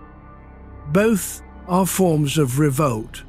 Both are available. Both were practiced by the man from Algiers every day he was alive. The letter he wrote in 1956 about happiness. The only happiness he could entirely trust was the small, specific, repeatable act of making something where there had been nothing. The pen on the page. The morning at the desk. The sentence waiting to be written. Entirely his own. The surprising word in the Myth of Sisyphus: passion. The absurd man does not arrive at tranquility by reducing his engagement with life. He arrives at it by being more engaged, more fully present, more alive to the specific texture of the available moment. The loops are closed, and what remains is simpler than any of it. A beach, the light, the smell of the sea. A child who did not know yet what the world would ask of him, or what he would ask of the world, or how he would answer. A child simply alive. In the warmth, in the morning. You have been that child in your own way. You have asked your own questions. You have faced your own version of the silence. You have kept going, for reasons you may not be able to name, through conditions that did not guarantee anything. And tonight, in the quiet, you are still here. That is the act of defiance. Not the dramatic one, the quiet one, still here. Camus spent 46 years being still here. He did not finish the book. He did not run out of things to say. He was still climbing, still returning, still writing the sentence that had not yet been completed. He left the invincible summer behind for everyone who comes after. You have it now.